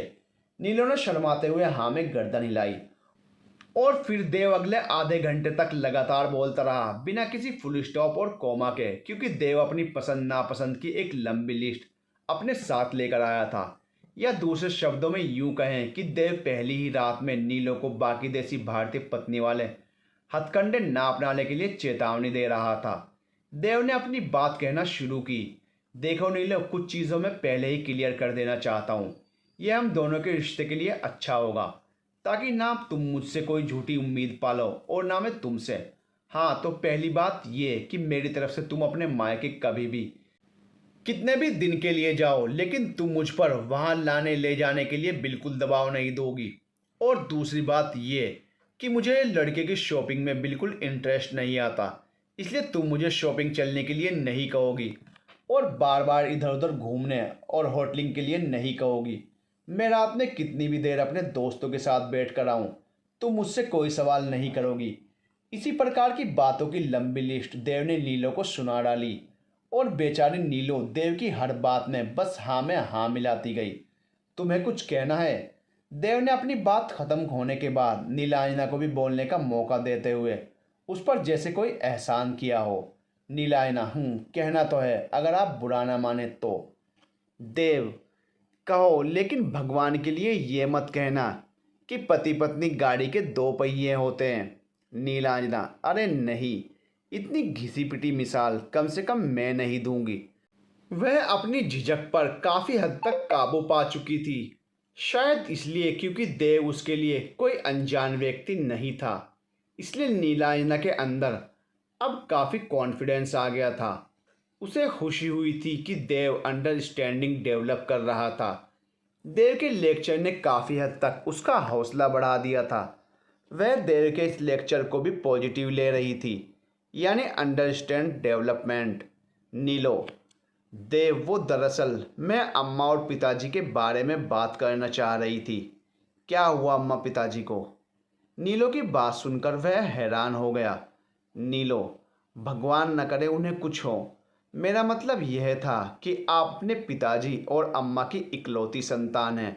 मैं भी चूंकि इकलौती हूँ, इसलिए मेरा एक्सपीरियंस है कि इकलौती संतान की अटेंशन अगर माँ या बाप में से किसी एक की तरफ भी ज़्यादा हो जाए तो दूसरा बंदा नाराज़ हो जाता है। मैं तो नानी, दादी, अम्मा, पिताजी सबके लिए इकलौती और लाडली थी। बड़ी मुश्किल से बैलेंस बनाकर रखती थी। यहाँ भी आप इकलौते हैं। यह तो अम्मा पिताजी में बेमिसाल अंडरस्टैंडिंग है, जिसकी वजह से वह कुछ महसूस नहीं करते। लेकिन मैं नहीं चाहती कि शादी के शुरू के दिनों में आप दकियानूसी पति की तरह हर वक्त पत्नी के आगे पीछे फिरें। ना ही मुझसे यह उम्मीद रखिएगा कि मैं हर समय आपके नाज रखने उठाऊंगी। हमने हर चीज़ को नॉर्मल रखना है, ताकि अम्मा पिताजी को हमारे नए रिश्ते से वैसा ही नॉर्मल रिस्पॉन्स मिले जैसे अब तक मैं रहती आई हूँ आपके घर में। और वैसे भी मैं नहीं चाहती कि लोग आपको जोरू का गुलाम जैसे गंदे टाइटल दें। मैं गलत तो नहीं कह रही ना? नीलायना की आंखें देखकर तो देव की आंखें हैरानी से फैल गई। नीलो, देखो हमने तो सारी ज़िंदगी साथ ही रहना है, और कहते हैं सच्ची मोहब्बत तो शादी के कुछ समय बाद ही शुरू होती है। शुरू में तो बस बीवी की कशिश ही होती है, लेकिन जब एक पत्नी पति साथ में रहते हैं, एक छत तले अपना सुख दुख साथ में बांटते हैं, एक दूसरे के सुख दुख में काम आते हैं, एक दूसरे की केयर करते हैं, एक दूसरे को रिस्पेक्ट देते हैं, एक दूसरे की छोटी छोटी खुशियों का ख्याल रखते हैं, एक दूसरे को सपोर्ट करते हैं, एक दूसरे की खुशी में खुश और दुख में तसल्ली देते हैं, एक दूसरे की भावनाओं को समझते हैं, तभी एक पति पत्नी के रिश्ते में मोहब्बत के बीज का अंकुर फूटता है और वह फिर धीरे धीरे एक बड़ा छायादार वृक्ष बन जाता है और सिर्फ पति पत्नी को ही नहीं बल्कि पूरे परिवार को छाया देता है। देव की हैरानी देखकर उसने अपनी बात की कुछ इस तरह सफाई दी। नीलो की बातें सुन देव को बड़ा वाला झटका लगा। कहाँ तो वह नीलो को बेपरवाही की मार मारना चाहता था, लेकिन यहाँ तो कोई और ही पाठ सुनने को मिल गया था। अगले दिन से ही नीलो ने अपनी कई बातों पर अमल करना शुरू कर दिया। यानी कि शादी के अगले ही दिन से उसने वैसे ही नॉर्मल बर्ताव करना शुरू किया जैसे वह अब तक इस घर में रहती आई है। उसने बिल्कुल भी नई नवेली दुल्हन वाले नखरे नहीं दिखाए। सुबह सुबह नीलो नहा धोकर पूजा करके पहुंच गई रसोई में सबके लिए गर्मा गर्म नाश्ता बनाने। जब अम्मा ने उसको शादी के अगले ही दिन यूं रसोई घर में काम करते हुए देखा तो तुरंत बोल पड़ी, अम्मा, अरे लड़की, 2-4 दिन तो आराम कर लेती। कल शादी करके आई हो, आज किचन में आ खड़ी हुई। नई नवेली दुल्हन तब तक घर के काम को हाथ नहीं लगाती है जब तक उसकी मेहंदी का रंग न छूटे। अम्मा ने प्यार से नीलो को निहारा और सुबह सवेरे निखरी निखराई सी नीलो को देखकर अम्मा उसकी बलाइयाँ लेने से खुद को रोक ना पाई। नीलो, मेरी प्यारी अम्मा, ये सब आज के ज़माने में कौन मानता है भला? क्या मैं अपनी अम्मा, पिताजी और पति के लिए नाश्ता नहीं बना सकती? अम्मा, वह तो ठीक है नीलो बेटा, लेकिन जितने दिन देव छुट्टी पर है उतने दिन तो आराम कर लो। अभी गंगा आ जाएगी, वह देख लेगी रसोई का काम। नीलो हंसते हुए, ओफो माँ, गंगा को तो रहने ही दो। उसके हाथ के मोटे मोटे पराठे गले से नीचे नहीं उतरते। तब तक देव भी रसोई घर में आकर खड़ा हो गया। सुबह सुबह नीलो उसको देखकर नई नवेलन दुल्हन की तरह शर्मा गई। देव ने भी एक सरसरी नज़र नीलो पर डाली, जो बेहद खूबसूरत लग रही थी। शादी के बाद मानो उसका एक अलग ही रूप निखर कर आया था। अम्मा नाराज़गी जताते हुए, तो बेटा बाहर से ब्रेड वगैरह मंगवा लेते हैं ना? देव की तरफ उन्होंने नाराज़गी से देखते हुए कहा। मुझे यकीन है इस देव ने ही सुबह सुबह तुम्हें रसोई घर में भेजा होगा। नीलो, अरे नहीं नहीं अम्मा, ये तो सो रहे थे, मैं खुद ही उठी हूँ। अम्मा, आप पिताजी को भी लॉन्च में बुला लो, मैं गर्मा गर्म नाश्ता लेकर आती हूँ। देव, ये तुम सुबह सुबह इतना तैयार क्यों हो गई? कहीं ये मॉर्निंग शो का असर तो नहीं है तुम पर? देव ने हल्की सी लिपस्टिक लगे उसके दमकते चेहरे को देखकर चुटकी लेते हुए कहा। चाय थर्मस में उड़ेलते हुए नीलो के हाथ एक पल के लिए रुक से गए। उसने शर्माते हुए बड़ा ही सादा सा जवाब दिया, वो अम्मा कहती हैं कि नई नवेली दुल्हन को सुबह कमरे से निकलने से पहले ही तैयार होकर बाहर निकलना चाहिए। देव कभी चिढ़ाने के अंदाज में तो कभी ताना मारने के अंदाज में, कभी नीलो को हल्का गुस्सा दिलाने के अंदाज में, कभी उसको मजाक में छेड़ने के अंदाज में कुछ भी बोलता तो नीलांजना हर बात हंसी में टाल देती। देव की किसी भी बात पर उसे गुस्सा ही नहीं आता। एक तो यह लड़की पता नहीं किस मिट्टी की बनी है, किसी भी बात का बुरा ही नहीं मानती। देव को अंदर ही अंदर झुंझलाहट सी महसूस होने लगी थी। बेशक देव ने सोचा था कि पत्नी को सिर पर चढ़ाकर नहीं बैठाना है, मगर फिर भी जब से शादी हुई है तब से नीलांजना का रवैया देखकर देव को कुछ उलझन सी हो रही थी। इससे ज़्यादा हंसी मजाक नोक झोंक तो नीलो और देव की शादी से पहले ही हो जाया करती थी। अब तो नीलो अलादीन के चिराग से निकला कोई जिन बन गई थी, जो देव की हर अच्छी बुरी बात में हाँ मिलाती रहती थी। इधर शादी को 10 दिन हो चुके थे। नीलांजना के मायके से लोग दावत के लिए बार बार फ़ोन कर रहे थे। अम्मा, देव तुम नीलो को लेकर कुछ दिन के लिए अपनी ससुराल में हो आओ, क्योंकि नीलो के पिताजी की नाजुक तबीयत की वजह से नीलो की पगफेरे की रस्म भी नहीं हो पाई है। इसलिए तुम ही नीलो को लेकर आगरा उसके मायके चले जाओ। उन लोगों को अच्छा भी लगेगा तुम जाओगे तो, और इस बहाने कुछ दावत भी निपट जाएगी जो नीलो के मायके वाले करना चाह रहे हैं। अम्मा की बात सुन देव ताल मटोल करते हुए बोला, मैंने आपसे पहले ही कह दिया था कि शादी के तुरंत बाद मैं कोई दावत अटेंड नहीं करूँगा। अम्मा, कब कहा तूने ऐसा? मुझे तो याद नहीं आ रहा। देव, अरे अम्मा आप भूल गई, मैंने कहा था। देखो ना अम्मा, अभी तो शादी की थकावट भी दूर नहीं हुई है, और ऊपर से आने वाले दिनों में मेरी बहुत ख़ास क्लाइंट के साथ बड़ी इम्पोर्टेंट मीटिंग्स हैं, मुझे वो भी देखना है। अम्मा, अरे बेटा वो सब तेरे पिताजी संभाल लेंगे, तू टेंशन क्यों लेता है? अभी नई नई शादी हुई है, थोड़ा घूम फिर, पत्नी के साथ समय बिता, ये दिन फिर वापस नहीं आने वाले। देव, नहीं नहीं अम्मा, मैं अब कहीं नहीं जा सकता हूँ। अम्मा, वैसे बेटा मैं कई दिनों से तेरे रंग ढंग देख रही हूँ, खुद तो पता नहीं कहाँ कहाँ घूमता फिरता रहता है। तब तो तुझे कोई मीटिंग याद नहीं आती, पर नीलो के साथ कहीं जाने को कहा तो नखरे करने लगता है। मैंने तो सोचा था पत्नी आ जाएगी तो तुम थोड़ा सुधर जाओगे। वो तो बेचारी नीलो बच्ची सीधी सादी है, अगर उसकी जगह कोई और होती तो अब तक कान पकड़कर रास्ते पर ले आती तुम्हें। देव, हाँ अम्मा, नीलो को आप इतना भी सीधा मत समझो, और वैसे भी वह तो खुद ही परेशान है, कहीं आने जाने का उसका खुद भी अभी दिल नहीं है। देव ने नीलो के ऊपर बात डालकर खुद का बचाव करते हुए कहा, अम्मा बेटा वह एक अच्छी पत्नी है, पति के तेवर पहचानती है। तू हर समय तो जब भी देखो उस पर अपनी हिटलरगिरी झाड़ता है, इसमें वह बेचारी क्या करे? देव ने अपनी हार मानते हुए कहा, अच्छा अम्मा ठीक है, फिर हम अगले महीने चले जाएंगे। अम्मा, ना मेरा बेटा, अगले महीने ही क्यों, अगले साल चले जाना, गोद में बच्चा लेकर शादी की दावत खाने। अम्मा कहकर बड़बड़ाते हुए उठ गई, पर अम्मा की इस बात पर देव को इतनी हंसी आई कि वह हंसते हंसते लोटपोट हो गया। अम्मा भी बड़ी स्ट्रेट फॉरवर्ड हो गई। गोद में बच्चा लेकर देव अम्मा की इस बात पर दिल खोलकर हंसा।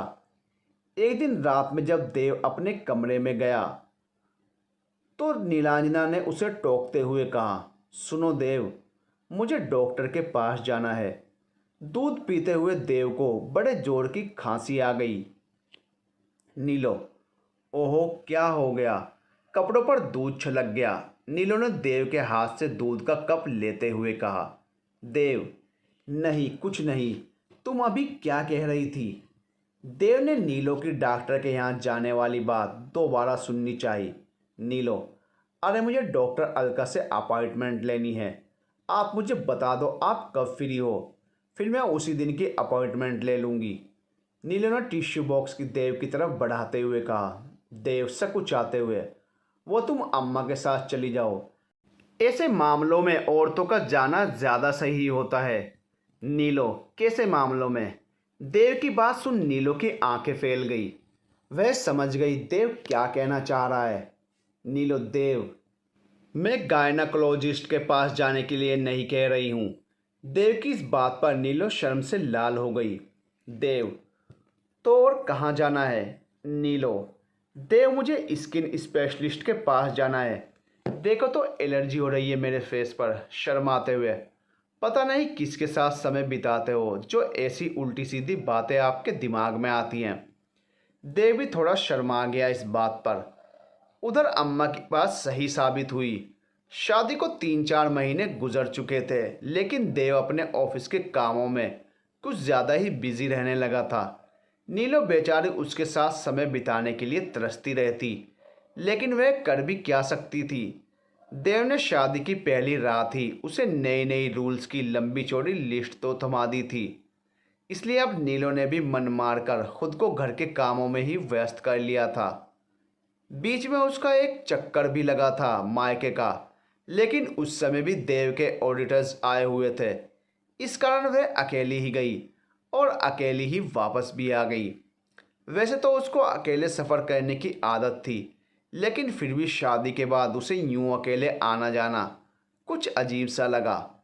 पहली बार नीलांजना ने देव के उसके प्रति रवैये को डिटेल से जांचा। लापरवाह और खड़ूस, बस यही दो शब्द मिले नीलो को। देव के व्यक्तित्व पर सूट कर रहे थे। वह शादी के पहले भी नीलो के साथ ऐसा ही था और अब भी, जैसे नीलो के उसके जीवन में आने से कोई फर्क ही नहीं पड़ा। पड़ता भी कैसे? देव की आंखों पर उसके दोस्तों के द्वारा दिए गए पत्नी को भावने देने के उल्टे सीधे आइडियाज़ का चश्मा जो चढ़ा हुआ था, जो उसको नीलो की आंखों में अपने लिए बसे प्यार को देखने ही नहीं देता था। नीलो अब मायूसी से घिरने लगी थी। उसने देव को कुछ न कहने का इरादा तो उसी दिन कर लिया था, जब पहली रात देव ने अपनी पसंद नापसंद की लिस्ट उसके सामने रख दी थी कि उसके साथ किसी भी मामले में ज़बरदस्ती ना की जाए, क्योंकि उसे बिल्कुल बर्दाश्त नहीं कि कोई उसके साथ ज़बरदस्ती करे। हालांकि ये बात भी है कि देव को भी अपनी शादीशुदा जीवन में खालीपन का एहसास होने लगा था। ना कोई प्यार, ना तकरार, ना नोक झोंक, ना नाज, ना नखरा, ना गुस्सा, ना नाराज़गी। आखिर यह कैसी पत्नी थी? पत्नियों के सताए हुए उसके दोस्तों के घर से जब कभी पत्नी का फ़ोन आता, उनकी पत्नियों के अंदाज में शिकवा शिकायत, नोक झोंक, प्यार मोहब्बत के सभी रंग देखने को मिलते। ये वही दोस्त थे जिन्होंने देव को पहली रात में पत्नी को सीट पर ना बिठाने के आइडियाज़ दिए थे। देव उनको देखकर अब सोचता कि हाथी के दांत खाने के और दिखाने के ओर। दूसरी तरफ उसकी पत्नी नीलो मात्र एक मशीन, एक रोबोट थी। नाश्ता, खाना, डिनर परफेक्ट, कपड़े एकदम तैयार। अम्मा पिताजी की एक आवाज़ पर उनके सामने खड़ी मिलने वाली, पति से कभी कोई शिकायत न करने वाली घर की रौनक, लेकिन बेडरूम में यूं ही रहती जैसे देव की कोई दूर की रिश्तेदार हो। देव भूल गया था कि उनके रिश्ते में दूरी की ये लकीर खुद उसकी ही मर्जी से खींची गई थी, लेकिन इस बात को भूलकर वह अपनी शादीशुदा जिंदगी से ऊब गया था। नीलो फिर से कुछ दिन के लिए अपने मायके चली गई। उसे अपनी नानी दादी की याद सता रही थी। उसके जाने से अम्मा और पिता तो उदास से हो गए। हमारे घर की तो रौनक ही चली गई है। पिताजी और अम्मा दिन में कई बार ये बात दोहराते। अम्मा, नीलो बड़ी प्यारी बच्ची है, कैसे खींच खींच कर हमें कमरे से बाहर निकालती थी। कहती थी आप दोनों लॉन्च में आकर बैठो, आप दोनों के बिना मेरा मन नहीं लगता। दरअसल उसे अपने दिल का नहीं बल्कि हमारे दिल का ख्याल होता था कि हम दोनों बाहर निकलेंगे तो हमारी बीमारियों की तरफ से हमारा ध्यान हट जाएगा। पिताजी, हाँ सही कहा देव की अम्मा, बुढ़ापे का ख्याल भी तो अकेलेपन में और ज़्यादा बढ़ जाता है। देव उन दोनों की बात सुनी अनसुनी करने चैनल बदलता रहा। इस वक्त चल रहा ये गाना उसे बिल्कुल अपनी हालत पर सूट होता नज़र आ रहा था। ये दिल तुम बिन कहीं लगता नहीं, हम क्या करें, तसव्वुर में कोई बसता नहीं, हम क्या करें, तुम ही कह दो अब जाने वफा, हम क्या करें। अचानक अम्मा की आवाज़ से उसकी तंद्रा भंग हुई। मधुर की बेटी आ रही है। अम्मा ने देव को यह खबर दी। कौन? इंदु? वह चौंका। हाँ, इंदु ही। अम्मा ने कड़वी गोली निगलते हुए कहा। इंदु पिताजी के बड़े अच्छे दोस्त मधुर की बेटी थी। अम्मा को उससे पता नहीं क्या बैर था, वरना लड़की तो वह बुरी नहीं थी। इंदु के बारे में ऐसी कुछ राय देव की थी इंदु पहले भी उनके घर आती रहती थी, कभी 2-4 दिन तो कभी हफ्ता भर के लिए। इंदु थोड़ी सरफिरी और मनमौजी टाइप की लड़की थी, जो मन में आए बोल दिया, ऐसा कुछ इंदु का बर्ताव होता था। उस जमाने में भी वह कुछ अल्ट्रा मॉडर्न, इसलिए अम्मा को वह कुछ खास पसंद नहीं थी। नीलो के सामने अब तक इंदु एक बार भी देव के घर नहीं आ पाई थी, क्योंकि वह 3 साल से विदेश में जो थी।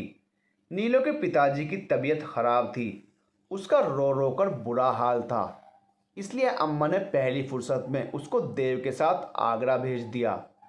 देव एक रात ससुराल में रुककर वापस आ गया था, जबकि नीलो का अभी रुकने का प्रोग्राम था। घर पहुंचकर देव को जैसे झटका सा लगा। नीलो के चले जाने से घर में उदासी, वीरानी, सन्नाटा ही सन्नाटा पसरा हुआ था। इसलिए जब आज अम्मा ने उसको इंदु के आने की खबर दी, उसने सोचा चलो कम से कम इंदु के आने से कुछ मन लग जाएगा। अगले दिन वह ऑफिस से लौटा तो इंदु देवी जी पधार चुकी थी। अम्मा का मूड कुछ उखड़ा उखड़ा सा था और पिताजी जरा कुछ सावधान से थे। पिताजी को हालांकि अपने दोस्त से बड़ा प्यार था, लेकिन जानते थे कि दोस्त की इकलौती लाडली बेटी कुछ सरफरी टाइप की है। इंदु, हाय देव। वह देव को देखते ही उछल पड़ी, तुम तो शादी के बाद और भी स्मार्ट हो गए हो। इंदु मुंहफट तो थी ही, देव को देखते ही उसने देव को तारीफ कर डाली। इंदु की तारीफ सुन देव कुछ झेंप सा गया। अम्मा कड़े तेवर से देव को ही घूर रही थी, जो कमरे में जाकर चेंज करके फ्रेश होने के बजाय इंदु के पास वहीं सोफे पर पसर गया था। इंदु बिंदास मूड में, और बताओ देव बाबू, कैसी लगे तुम्हें तुम्हारी प्रियतमा? नाम तो उसका बड़ा ही पेंडू सा है। इंदु की बात सुन अम्मा का चेहरा गुस्से से लाल हो गया। अम्मा ने इंदु को आड़े हाथों लेते हुए कहा, इतनी तौर तरीके वाली बच्ची है हमारी नीलो, छोटे बड़े को मान सम्मान देना खूब भली भांति जानती है। आज तक हमारे सामने देव के कंधों से नहीं लटकी, उसी को तुम लोग पेंडू कहते हो। अम्मा की बात सुन इंदु ढींडों की तरह दांत फाड़कर हंसने लगी। देव, तुम सुनाओ इंदु मैडम, बड़े दिनों बाद याद आई। देव का अंदाज भी एकदम दोस्ताना था। इंदु, बस एमफिल में एडमिशन ले लिया था, उसने इतराते हुए बालों में उंगलियां फिराते हुए कहा। था से क्या मतलब है इंदु बेटा? अब पिताजी भी बातचीत में इन्वॉल्व हो गए। इंदु, बस अंकल, मुझे मज़ा नहीं आया, कोई किक नहीं मिली, इसलिए बीच में ही छोड़ दिया। इंदु बड़े मज़े से बोली, अम्मा थोड़ा रूडली होकर, अरे बेटा, यूँ कहो कि एमफिल करना तुम्हारे बस की बात नहीं थी। इंदु फिर से हंसते हुए, आप कुछ भी कह लें आंटी जी, अब तो महीना 2 महीना आपकी बातें सुन सुनकर ही बिताना है। अम्मा चौंकते हुए, हाय क्या हुआ इंदु बेटा, कहीं मम्मी पापा से लड़ झगड़ कर तो नहीं आई हो तुम? इंदु ने कंधे उचकाते हुए अम्मा की बात का जवाब दिया, बस आंटी जी, कुछ ऐसा ही समझ लीजिए। जब से विदेश से लौटी हूँ, मम्मी के सिर पर मेरी शादी का भूत सवार हो रहा है, और फिलहाल मेरा इस झंझट में पड़ने का कोई इरादा नहीं है। आपको पता है आंटी जी, मम्मी तो आए दिन नित नए मेहमानों को लेकर बैठी होती हैं, और मुझे रिश्ता परेड बिल्कुल पसंद नहीं। आंटी जी, मम्मी मेरे लिए एक से बढ़कर एक लंगूर का रिश्ता लेकर आती हैं। भाई कोई देव जैसे हैंडसम बंदे का रिश्ता है तो मैं थोड़ा सोचूं भी। जब इंदु ने ये बात कही तो अम्मा के पसीने ही छूट गए। इंदु बड़े मज़े से, देव आज तो तुम काफ़ी लेट आए हो, कल से थोड़ा जल्दी आना, कहीं बाहर घूमने चलेंगे। जितने दिन तुम्हारी पत्नी अपने मायके में है, उतने दिन कुछ फ़ायदा हमें भी उठाने दो। ये बात बोलकर वह फिर दांत फाड़कर हंस दी। इंदु एकदम मुंहफट थी ही, हर बात पर उसको दांत फाड़कर हंसने की आदत जो थी। अम्मा मन ही मन में, नीले को अब ज़्यादा समय मायके में नहीं रहने दूंगी। उन्होंने कुछ सोचती हुई नज़रों से इंदु को देखा और फिर देव पर नज़रें जमाते हुए दिल ही दिल में फैसला लिया। यह बात जब अम्मा ने पिताजी से कही तो पिताजी उनको तसल्ली देते हुए कहा, अरे तुम चिंता क्यों करती हो, क्या तुम इंदु को नहीं जानती? वह तो बचपन से ही मुंहफट है। मधुर के घर का माहौल भी कुछ खुला हुआ है शुरू से ही, तुम इंदु के बारे में इतना मत सोचो। अम्मा, आपकी बात सही है जी, लेकिन देव अब शादीशुदा है, उसे रिश्तों को समझना चाहिए। नीलो के साथ तो मैंने उसे कभी यूं हंसते खिलखिलाते हंसी मजाक करते हुए नहीं देखा, ना ही एक बार भी उसे बाहर लेकर गया है। लेकिन जब से इंदु आई है उसके साथ आए दिन बाहर होटलिंग के लिए जा रहा है। अम्मा को अब देव की बड़ी चिंता सताने लगी थी। ना जाने इंदु घर से क्या सोचकर आई थी। उस दिन भी रात का 1 बज रहे थे और वह दोनों बाहर से वापस नहीं लौटे थे। आज सीरी फोर्ट ऑडिटोरियम में किसी बड़े सिंगर का कॉन्सर्ट था, जिसके पास भी देव ही लेकर आया था। अम्मा, मैं मधुर और मालिनी को फ़ोन करूंगी आज। इतने दिन हो गए बेटी को आए हुए और माँ बाप को कोई फिक्र ही नहीं। अम्मा सोचते हुए उठ खड़ी हुई, तभी देखा बाहर से हॉर्न बज रहा था। हॉर्न सुनकर अम्मा बड़बड़ाई, लगता है वापस आ गए साहब बहादुर। फिर अगले दिन अम्मा ने इंदु की मम्मी मालिनी को फ़ोन किया तो वह और ही दुखड़ा सुना रही थी। मालिनी, बहन क्या बताऊं आपसे, मैं तो इस लड़की से बहुत ही ज़्यादा परेशान आ गई हूँ। एक तो बीच में ही अच्छी खासी एमफिल छोड़कर वापस आ गई है, ऊपर से इतना अच्छा भला रिश्ता आया था। लड़का अच्छी पोस्ट पर था, पढ़ा लिखा था, फैमिली भी अच्छी थी, लेकिन इतना खूबसूरत नहीं था। बस आप जो जानती ही हो इंदु का स्वभाव। इस पर वह अड़ गई। इसके पापा ने समझाना चाहा तो बैग बांधकर आपके यहाँ आ गई। हमने भी सोचा जरा हवा बदलेगी तो दिमाग सेंटर में आ जाएगा इसका, शायद फिर कोई सही फैसला ले सके। अम्मा मालिनी की बात सुनकर फ़ोन बंद करके सर पकड़कर बैठ गई। अगले दिन भी दोनों लेट ही लौटे। इंदु, देव, आज बहुत मज़ा आया। ये बताओ यार, तुम्हें इतने जोक्स कैसे याद रहते हैं? अम्मा और पिताजी अपने कमरे में सोने के लिए जा चुके थे। घर में सन्नाटा पसरा हुआ था। देव सोफे पर लेटा टीवी ऑन करके बैठ गया, जबकि वह पास में ही कुशन पर गिर गई, सैंडल पहनने से लाल होते हुए पैरों को दबाते हुए देव को सराह रही थी। देव, हाँ यार, मज़ा तो बहुत आया, लेकिन आज थकावट कुछ ज़्यादा हो गई है। मैं एक बार अम्मा और पिताजी को देख लूँ सो गए कि नहीं, फिर सोने जा रहा हूँ। खाना नहीं खाओगे? नीलो ने बेडरूम से निकलते हुए पूछा। उसे यूं अचानक देखकर देव को एक बड़ा सा झटका लगा। देव हड़बड़ाया सा बोला, तुम कब? मेरा मतलब है किसके साथ आई? नीलो, मैं अकेली ही आई हूँ, शाम में पहुँची थी। अम्मा ने बताया था कि आप कुछ बिजी हैं आजकल, इसलिए खुद ही आ जाऊँ। हालांकि नीलो ने यह बात बड़े ही नॉर्मल अंदाज में कही, फिर भी उसकी बात सुनकर देव को थोड़ी शर्मिंदगी हुई। अम्मा ने परसों देव से कहा भी था कि बड़े दिन हो गए नीलो को मायके गए हुए, अब तुझे उसको लेकर आ जाना चाहिए। लेकिन अम्मा की बात देव सुनी अनसुनी कर गया था। नीलो, ओ आप शायद इंदु हैं। नीलो ने खुश होते हुए इंदु से हाथ मिलाया। इंदु भी उससे बड़ी ही गर्मजोशी से मिली। वाह देव, तुम्हारी पत्नी तो तुमसे भी ज़्यादा चार्मिंग है। इंदु ने नीलांजना की तारीफ करने में बिल्कुल भी कंजूसी नहीं की। क्या खाएंगे आप लोग? मैं खाना लगा देती हूँ। नीलो ने तारीफ नज़रअंदाज करते हुए दोबारा सवाल किया। इंदु, थैंक यू नीलांजना, पर आज तो बाहर ही खा के आए हैं। कल पक्का तुम्हारे हाथों का लाजवाब खाना खाएंगे। आंटी से बहुत तारीफ सुनी है तुम्हारे खाने की। नीलो ने कंधे उचक दिए। इंदु अपने कमरे में सोने चली गई, जबकि देव खामोश रहा। नीलो थोड़ा नाराज़गी जताते हुए, हाँ भाई, मेरी तारीफ तो सिर्फ अम्मा ही कर सकती है, पति ने तो यह एहसान हम पर किया ही नहीं कभी। नीलो बस सिर झटक कर रह गई। अब उसको अम्मा का चिंतित होना सही लग रहा था, क्योंकि सारा मामला नीलो की आंखों के सामने जो था। देव, सॉरी यार नीलो, मैंने सोचा था वीकेंड पर तुम्हें लेने जाऊंगा। देव ने कमरे में आते हुए नीलो से माफ़ी मांगनी चाहिए, लेकिन वह तकिया सीधा करके चादर ऊपर तक ओढ़कर सोती बनी। देव को गुस्सा आ गया। इतने दिनों बाद आई थी और वैसे ही रख रखाव वाली आदत थी, जैसे वह पति ही ना हो, सिर्फ उसका रूममेट हो। मूड ऑफ था तो देव ने टेप रिकॉर्डर ऑन कर दिया। तुम्हारी नज़र क्या खफा हो गई, खता बख्श दोगर खता हो गई। हमारा इरादा तो कुछ भी न था, तुम्हारी खता खुद सजा हो गई।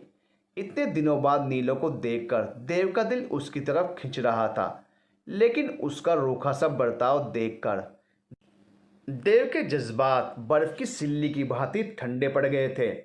छुट्टी का दिन तो नहीं था, लेकिन आज देव ने छुट्टी कर ली थी, पता नहीं क्यों। सुबह में वह भरपूर नींद लेकर उठा तो घर में रौनक सी लगी देखी। लॉन्च सबके हंसी मजाक के कहो कहो से गूंज रहा था। लगता था बहुत ज़्यादा नाश्ता किया गया था, अब चाय का दौर चल रहा था। आपका नाश्ता बना दूं या आप इंदु के साथ ही नाश्ता करना पसंद करेंगे? पूछा तो इस बार भी नीलांजना ने सादे अंदाज में था, लेकिन अम्मा पिताजी के सामने देव कुछ शर्मिंदा सा हो गया। वह क्वीन एलिजाबेथ तो 12 बजे से पहले नहीं उठने वाली। तुम तब तक देव को नाश्ता बना दो, फिर दोपहर को तुम दम आलू और खोया पनीर बना रही हो, फिर भूख नहीं लगेगी उसे अगर देर से नाश्ता किया तो। अम्मा ने तुरंत नीलो को देव के लिए नाश्ता बनाने को कहा। जल्द ही नीलो गर्मा गर्म आलू प्याज के भरवा पराठे, पुदीने और इमली की चटनी के साथ देव की भूख बढ़ाने के लिए हाजिर हो गई। वाह, मज़ा आ गया। पहला कोर मुंह में डालते ही देव के मुंह से निकला तो अम्मा ने अपनी मुस्कुराहट छुपा ली। कई दिनों बाद देव को अच्छा खाना खाने को मिला था। 2 पराठे भरपेट खाने के बाद वह चाय पी रहा था। इतने में इंदु भी उठकर आ गई। इंदु, वाओ, ज़बरदस्त सुगंध फैली हुई है, क्या बनाया है? ढीला ढाला ट्राउज़र और शर्ट पहने, बालों को जूड़े में बांधे हुए वह लाउंज में आकर बैठ गई। अम्मा, गंगा, इंदु के लिए नाश्ता ला दो। नीलो को उठने से पहले ही अम्मा ने गंगा को पुकारा। अम्मा का इशारा समझकर नीलो भी वहीं बैठी रही। कुछ देर बाद गंगा ने मोटा सा आलू प्याज का पराठा लाकर इंदु की थाली में परोस दिया। इंदु मुंह बनाते हुए, खुशबू तो अच्छी है लेकिन बहुत ऑयली और हैवी है, मैं नहीं खा पाऊंगी ये। गंगा, मुझे ब्रेड और बॉइल्ड एग लगा दो। घी में तरबतर पराठे ने तो इंदु की भूख ही खत्म कर दी। गंगा खुशी खुशी पराठा उठा कर ले गई, क्योंकि यह अब उसी के हिस्से में आने वाला था। इंदु, अच्छा देव, आज तो तुम घर पर ही हो, मुझे दोपहर को खाने के बाद सुबह आंटी के यहाँ ले चलना, कई दिन से फ़ोन कर रही हैं। अम्मा ने चौंक कर इंदु को देखा, फिर उसका प्लान चौपट करने के लिए उन्होंने तुरंत ही तरकीब लगाते हुए कहा, अरे हाँ, मैं भी काफ़ी समय से सुबह से नहीं मिली हूँ। कई दिनों से सोच ही रही थी कि मिलने जाऊँ, पर नीलो भी यहाँ नहीं थी, इसलिए मेरा जाना हो ही नहीं पाया।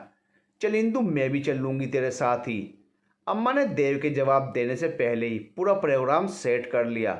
इंदु, अरे नहीं नहीं आंटी, आप कहाँ टैक्सियों के धक्के खाएंगी, थोड़ी देर की ही तो बात है, मैं देव के साथ ही चली जाऊंगी। अम्मा, अरे देव को तो आज नीलो को लेकर बाजार जाना है, ग्रोसरी का सामान भी ख़त्म हो रहा है और नीलो ने कुछ कपड़े वगैरह भी लेने हैं। उनको छोड़ो, और वैसे भी इतने दिनों बाद पत्नी मायके से आई है, आज का दिन तो उन्हें एंजॉय करने दो। अम्मा ने यूं कहा जैसे दोनों पति पत्नी के बीच का रिश्ता खासा रोमांटिक हो। देव इस सारी बातचीत के बीच खामोश था। अम्मा की बात पर वह एक नज़र नीलो के चेहरे पर डाली, जो यूं अखबार में डूबी थी, जैसे दुनिया में उससे ज़्यादा ज़रूरी कोई काम ना हो। देव ने ठंडी सांस भरते हुए सोचा, इसके लिए तो घर के कोने कोने की सफाई, अचार, मुरब्बे, चटनियाँ या फिर पिताजी की किताबों वाली अलमारी की सफाई से ही फुर्सत नहीं मिलती। देव यह बात कतई भूल गया था कि नीलो ने खुद को आखिर देव को पसंद नापसंद के अनुसार ही तो ढाला है। जैसा कि देव ने पहली रात में कहा था कि उसे लड़कियों की शॉपिंग में कोई इंटरेस्ट नहीं है, फिर नीलो किस मुंह से देव को कहती कि शॉपिंग चलना है। देव ये बात बार बार भूल जाता था, लेकिन अम्मा भी कुछ कम ना थी, उन्होंने अपना फैसला मनवा कर छोड़ा था। देव को नीलो के साथ सामान की लिस्ट के साथ मार्केट भेजकर वह खुद इंदु को सुबह आंटी के यहाँ ले गई थी। ग्रोसरी की शॉपिंग का तो देव को कोई एक्सपीरियंस था नहीं, और उसके बाद नीलो के कपड़ों की शॉपिंग के दौरान भी वह नीलो को लेकर एक दुकान से दूसरी तक गया।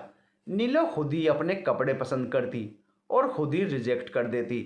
कई बार देव का दिल किया कि नीलो उसकी राय मांगे, बल्कि 1-2 सूट तो उसको पसंद भी आ गए, लेकिन नीलो ने खुद ही सारी खरीदारी कर ली। यह लड़की कुछ ज़्यादा ही आत्म केंद्रित है, एकदम ईगो से भरी हुई। नीलो को लेकर यह देव की आखिरी राय थी। यह बात और थी कि इस बार अम्मा को नीलो की शॉपिंग एक आंख नहीं भाई। अम्मा, यह क्या हल्के रंग उठा लाई हो? नई नई शादी है, तेज रंग के कपड़े लेने चाहिए थे। नीलांजना, अरे नहीं अम्मा, अब कहाँ नई शादी, इतने महीने तो हो गए हैं, कहकर मुस्कुराई। अम्मा, महीने हुए हैं, साल तो नहीं। मेरी स्वर्गवासी सास ने तो सालों तक मेरे हाथ की मेहंदी तक नहीं उतरने दी थी, और तुमने शादी के बाद दोबारा अपने हाथ सजाए ही नहीं मेहंदी से। थोड़ा अच्छे से रहा कर मेरी बच्ची, अम्मा ने प्यार से उसका गाल थपथपाते हुए कहा। नीलो, अच्छा आप यह बताएं इंदु कहाँ है, कहीं नज़र नहीं आ रही। अम्मा, कहाँ होना है उसने, सुबह ने रोक लिया उसको अपने पास। अच्छा है, 2-4 दिन वहाँ भी रह ले। अम्मा ने सुकून भरी सांस ली। नीलो भी सर हिलाते हुए कपड़े इकट्ठे करने लगी। इंदु 2 दिन बाद लौट आई थी। लड़की खूबसूरत है और अपनी खूबसूरती जानती भी है। नीलो ने किचन की खिड़की से लॉन्च में नज़र डाली, जहां ग्रीन कलर के नए अनारकली सूट में इंदु मैगजीन खोले बैठी थी। नीलो फिर से पानी निकालकर उसके पास चली आई। ग्रीन कलर का सूट कर रहा है तुम पर, नीलो ने खुश होते हुए इंदु से कहा। इंदु अपनी तारीफ सुनकर चहक उठी। हाँ, अच्छा है ना? ज़बरदस्ती जेब खाली करवाई थी देव की। वैसे चॉइस काफ़ी अच्छी है तुम्हारे पति देव की, कलर भी उसने पसंद किया था। इंदु अपनी तारीफ पर खिल गई थी। इंदु की इस बात पर नीलो हैरानी से उसे देख कर रह गई। पानी उसके गले में ही अटक गया था। क्या देव में यह क्वालिटी भी पाई जाती है? उसने देव को अभी तक अपने सर पर ज़्यादा सवार नहीं किया था, लेकिन अब इंदु की बात सुनकर नीलो दिल में फांसी गड़ गई। नीलो ने मन ही मन सोचा, उस दिन मेरे साथ तो शॉपिंग में कोई दिलचस्पी ही नहीं ली, मोबाइल में ही बिजी रहे। पहली बार वह उदास हुई, फिर सारा दिन उसका मूड ऑफ ही रहा। अम्मा पिताजी तो एक तरफ, आज देव तक ने नीलो का मूड नोट कर लिया था। देव, तबीयत ठीक है तुम्हारी? रात को जब देव कमरे में आया तो वह बेड पर तकिए से टेक लगाए शून्य में कुछ ताक रही थी। नीलो, मुझे क्या होना है, वह गहरी सांस लेती हुई तकिया सीधा करके लेट गई। देव कंधे उचकाकर रह गया। फिर तो नीलो के अंदर अजीब सा बदलाव आ गया।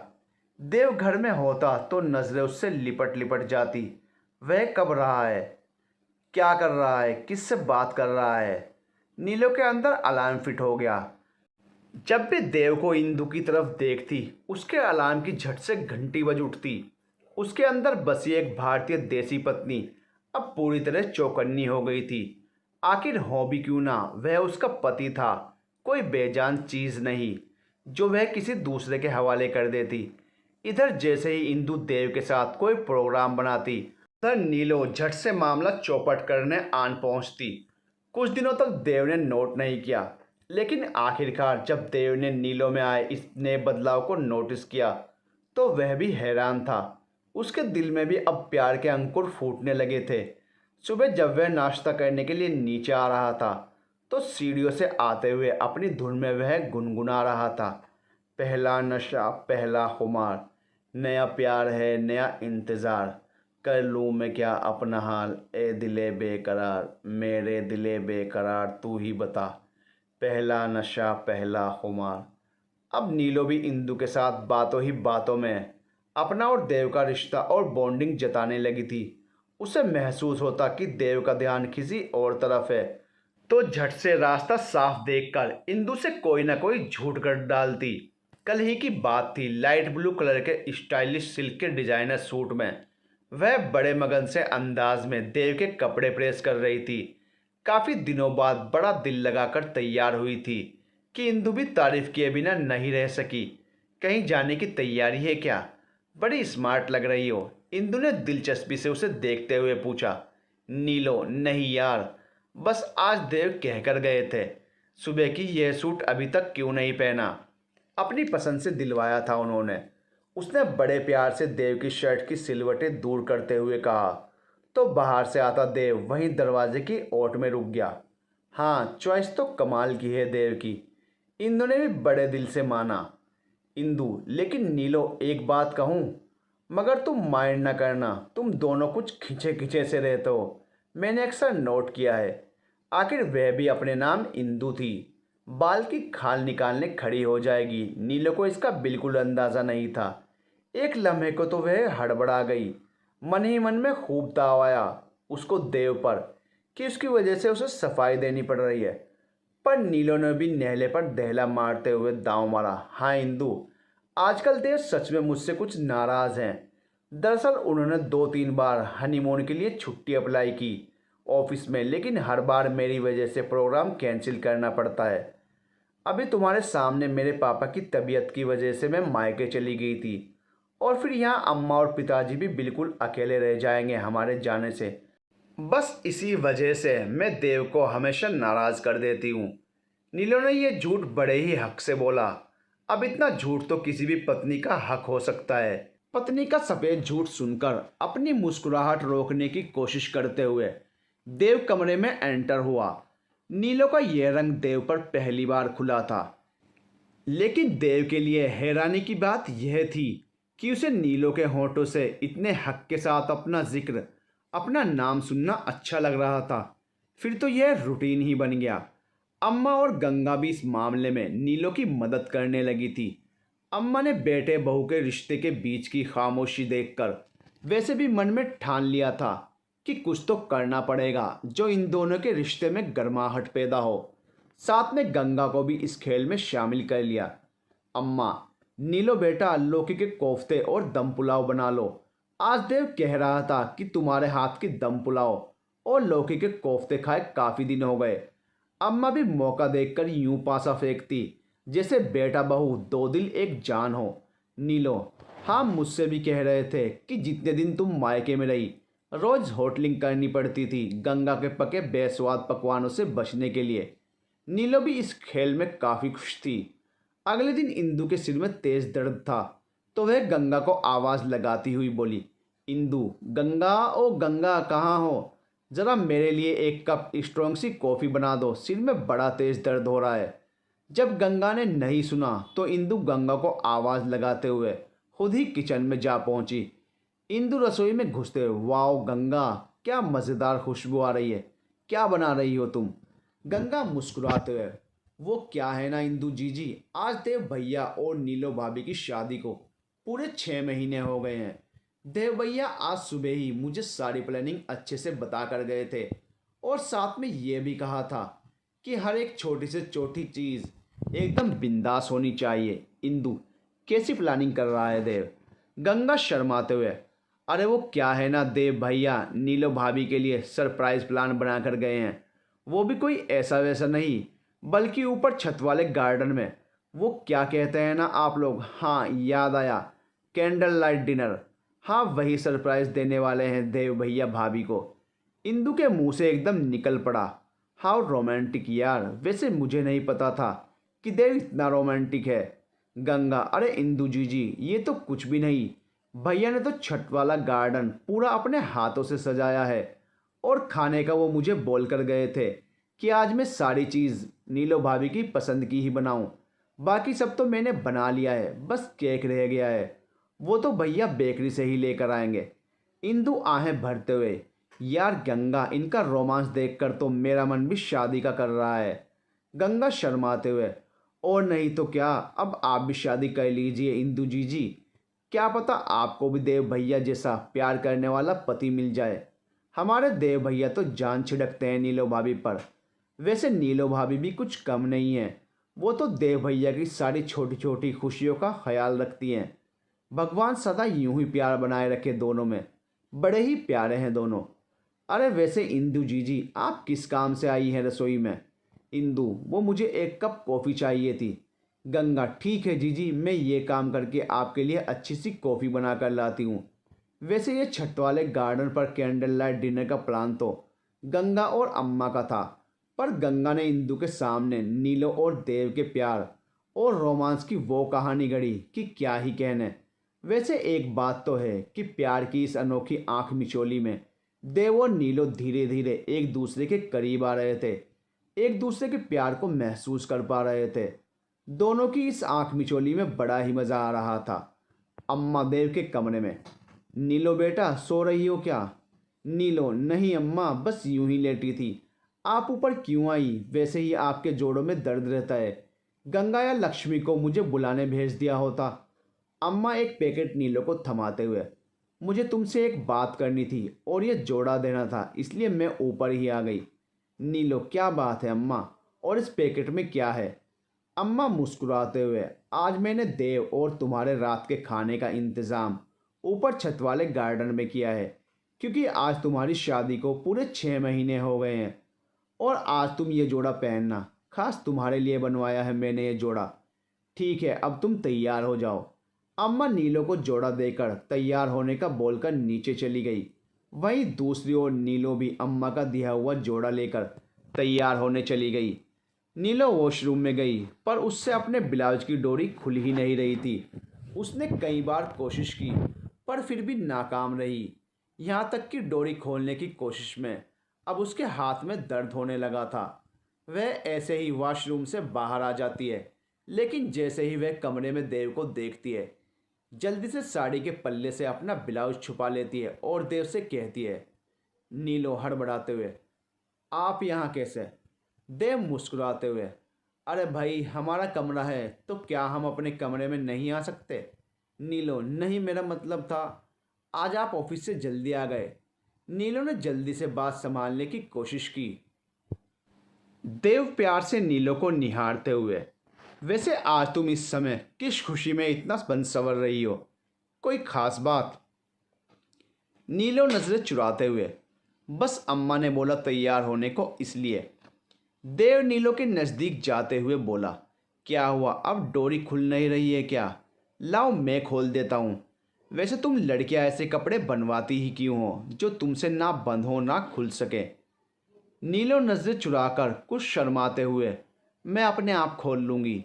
नीलो साइड होते हुए बोली। देव कंधे उचकाते हुए, ठीक है, जैसा तुम चाहो। अच्छा सुनो प्लीज़, मेरी टी शर्ट और लोअर भी निकाल दो, मैं भी फ्रेश हो जाता हूँ। नीलो, वो अम्मा आपके लिए कपड़े देकर गई थी, बोल रही थी देव से कहना यही कपड़े पहनने के लिए। देव कुछ सोचते हुए, ये अम्मा भी ना पता नहीं क्या क्या करवाती रहती हैं। तब टॉवल लेकर देव नहाने चला गया। जब देव नहाकर वापस आया, उसने देखा नीलो अभी तक वैसी ही बैठी है। देव ने केवल टॉवल ही बांधा हुआ था। उसे देखकर नीलो शर्माकर अपना मुंह साइड कर लेती है, तो देव हंसता हुआ कहता है, अरे हमारी शादी को 6 महीने होने को आए हैं, तुम तो अभी भी ऐसे शर्मा रही हो जैसे कल ही शादी हुई हो। ऐसा कहकर वह आईने के आगे खड़ा हो जाता है। फिर नीलो को देखकर कहता है, तुम्हारी डोरी अभी तक नहीं खुली, लाओ मैं खोल देता हूँ। नीलो, नहीं, मैं अभी गंगा या लक्ष्मी को बुलाती हूँ। देव थोड़े शरारत वाले अंदाज में, अरे तुम्हें हर काम में बस गंगा और लक्ष्मी ही याद आती है, कभी हमें भी याद कर लिया करो। अब जब यहाँ तुम्हारा पति परमेश्वर मौजूद है तो भला गंगा लक्ष्मी का क्या काम? उसके पास जाओगी तो वो भी यही कहेंगी कि देव भैया से खुलवा लेती। देव की बात सुन नीलो शर्माती हुई आईने के आगे खड़ी हो जाती है। उसके पीछे देव डोरी खोलने की कोशिश करता है, मगर डोरी खुलती ही नहीं है। ब्लाउज की एक डोरी पहले ही खुली हुई थी और नीलो की गोरी पीठ दिखाई दे रही थी। नीलो की गोरी पीठ और खुली कमर सचमुच किसी को भी पागल कर देने के लिए बहुत थी। देव अपने मन ही मन मुस्कुराता है, मगर देव से डोरी की गांठ नहीं खुलती। वह नीलो से कहता है, कैंची दे दो, मैं काट देता हूँ। नीलो, नहीं नहीं, ये साड़ी मुझे अम्मा ने गिफ्ट दी थी, इसे काट नहीं सकते। तो देव मुंह से गांठ खोलने लगता है। गांठ खोलते समय जब देव के होंठ नीलो की पीठ पर लगते हैं तो वह घबराकर आगे हो जाती है। नीलो की छुअन से देव की धड़कनें बढ़ जाती हैं। वो अपने आप पर कंट्रोल करते हुए कहता है, हाथ से डोरी नहीं खुली तो मैं दांतों से डोरी खोलने की कोशिश कर रहा हूँ। नीलो मन में सोचते हुए, ये डोरी ना हुई मेरे जी का जंजाल हो गई। कितनी देर से मैं इसी में उलझी हुई हूँ, कभी खुल गई कभी बंद नहीं हो रही, अगर बंद हो गई तो खुल नहीं रही। सचमुच लड़कियाँ ऐसे कपड़े सिलवाती ही क्यों हैं जिससे उनकी इज्जत का फालूदा हो जाए। मैं अपनी ज़िंदगी में कभी डोरी वाले कपड़े नहीं सिलवाऊंगी, एक बार खुल जाए बस। इस डोरी की वजह से कब से मैं इसी पोजीशन में हूँ, ना रो सकती हूँ ना हंस सकती हूँ। हे भगवान, हे बाबा जी, मुझे बचा लो आज। तभी देव डोरी खोल देता है तो नीलो की जान में जान आती है। वह बिना देव की तरफ देखे शर्माते हुए वॉशरूम में नहाने चली जाती है। आज नीलांजना बड़ी ही दिल से खुद को देव के लिए सजाती संवारती है। जब देव की नज़र नीलांजना पर पड़ती है तो वो उसकी पलकें झपकना ही भूल जाता है। एक पल के लिए जैसे उसकी हृदय गति रुक जाती है। गुलाबी अनारकली फ्रॉक में नीलो सच में खिला हुआ गुलाब का फूल लग रही थी। गुलाबी चूड़ियों से बड़े हाथ, माथे पर छोटी सी गुलाबी बिंदी, मांग में देव के नाम का सिंदूर और गले में सजा मंगलसूत्र, कानों में मैचिंग ईयररिंग्स, चेहरे पर ऐसा निखार कि चांद भी उसको देखकर शर्मा जाए। वैसे देव भी किसी फिल्मी हीरो से कम नहीं लग रहा था। प्लान के अनुसार दोनों छत पर जाते हैं। छत का नज़ारा देखते ही नीलो की आंखें हैरानी से बड़ी हो जाती हैं। छत की सजावट देखकर नीलो को ऐसा प्रतीत हो रहा था कि वह छत पर नहीं बल्कि परियों की जादुई दुनिया में है। बीचों बीच एक गोल टेबल रखी थी जिसके बीच में एक बड़ी मोमबत्ती और उस बड़ी मोमबत्ती के चारों ओर छोटी छोटी मोमबत्तियों की मध्यम रोशनी अपना जादू बिखेर रही थी। पूरी टेबल नीलो के मनपसंद खाने से भरी हुई थी। पीछे की दीवार पर रंग बिरंगी लाइटों और गुलाब के फूलों से सजावट की गई थी जिसके बीच में एक बड़े बैलून से लिखा था happy 6th month wedding anniversary. जैसे ही अचानक से देव अपने कोट की जेब से एक खूबसूरत रिंग निकालता है और अपने घुटने पर बैठकर रिंग नीलो की उंगली में पहनाते हुए उसका हाथ चूमकर उसको विश करता है। वैसे ही बैकग्राउंड में म्यूजिक चल पड़ता है। कभी कभी मेरे दिल में ख्याल आता है, कभी कभी मेरे दिल में ख्याल आता है कि जैसे तुझको बनाया गया है मेरे लिए, तो अब से पहले सितारों में बस रही थी कहीं, तुझे ज़मीं पे उतारा गया है मेरे लिए। नीलो के ये लिए यह सब नज़ारा किसी सपने से कम नहीं था, जहाँ एक राजकुमार अपनी राजकुमारी से प्यार का इजहार करता है। नीलो तो अपने सपनों की जादुई दुनिया में खोसी गई थी। वह देव को एक तक निहार रही थी। तभी देव ने उसकी आंखों के आगे चुटकी बजाते हुए कहा, कैसा लगा मेरा छोटा सा प्यारा सा सरप्राइज? नीलो आंखें बड़ी करते हुए, आपका सरप्राइज? पर यह सब तो अम्मा और गंगा ने। देव मुस्कुराते हुए, अम्मा और गंगा को मैंने ही इस खेल में शामिल किया था क्योंकि ये सब मैं उनकी मदद के बिना नहीं कर सकता था। नीलो झट से देव के सीने से जा लगती है। आप बिना मुझे बिल्कुल भड़क नहीं पड़ने दी देव। माई स्वीट वाइफ, फिर सरप्राइज ही कहाँ रह जाता। देव भी कसकर नीलो को सीने से लगा लेता है। नीलो ने देव के स्पर्श को अपने दिल में बसा लिया, जैसे वह नहीं चाहती हो कि उसके प्यार को किसी की नज़र लगे। नीलो के चेहरे से ऐसा लग रहा था जैसे उसे आज दुनिया की सारी खुशियाँ मिल गई हों। नीलो को अब इंदु के सामने भी कोई झूठी कहानी गढ़ने की ज़रूरत नहीं पड़ रही थी क्योंकि अब उनकी असली प्रेम कहानी की शुरुआत जो हो गई थी। देव भी इस खट्टे मीठे खेल से काफ़ी आनंद उठा रहा था क्योंकि उसके प्रति नीलो की सारी बेपरवाही हवा हो चुकी थी। अब देव को वह कुछ कुछ पत्नी सी लगने लगी थी। पति को लेकर थोड़ी सी जेलस, थोड़ी सी पॉजेसिव। वैसे उसके इतना आगे पीछे तो अब भी नहीं फिरती थी, लेकिन समय समय पर अपने अस्तित्व का एहसास देव को ज़रूर दिलवाती थी। बात यह थी कि देव को उसकी ये हरकतें परेशानी में नहीं डाल रही थी, बल्कि नीलो को उस पर यूं हक जताना उसके दिल को गदगद कर रहा था। उस दिन मौसम बड़ा ही सुहाना था। शाम से ठंडी ठंडी हवा चल रही थी। रात होते ही बादलों की तेज़ गड़गड़ाहट के साथ ज़ोरदार बारिश शुरू हो गई। अम्मा, गंगा, अरियो गंगा, छत पर से कपड़े ले आ, तेज बारिश शुरू हो गई है, सारे कपड़े भीग जाएंगे। पर गंगा की कोई आवाज़ नहीं आई। ना जाने वो कहाँ थी।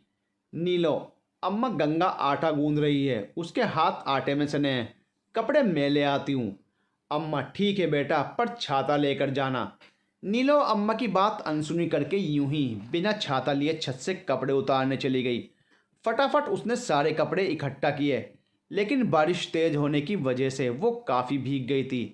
हाथ में कपड़े लिए हुए जैसे ही वे दौड़ी हुई सीढ़ियों से नीचे आ रही थी, सीढ़ियों से उतरते ही उसका पैर फिसला और वह देव से टकरा गई।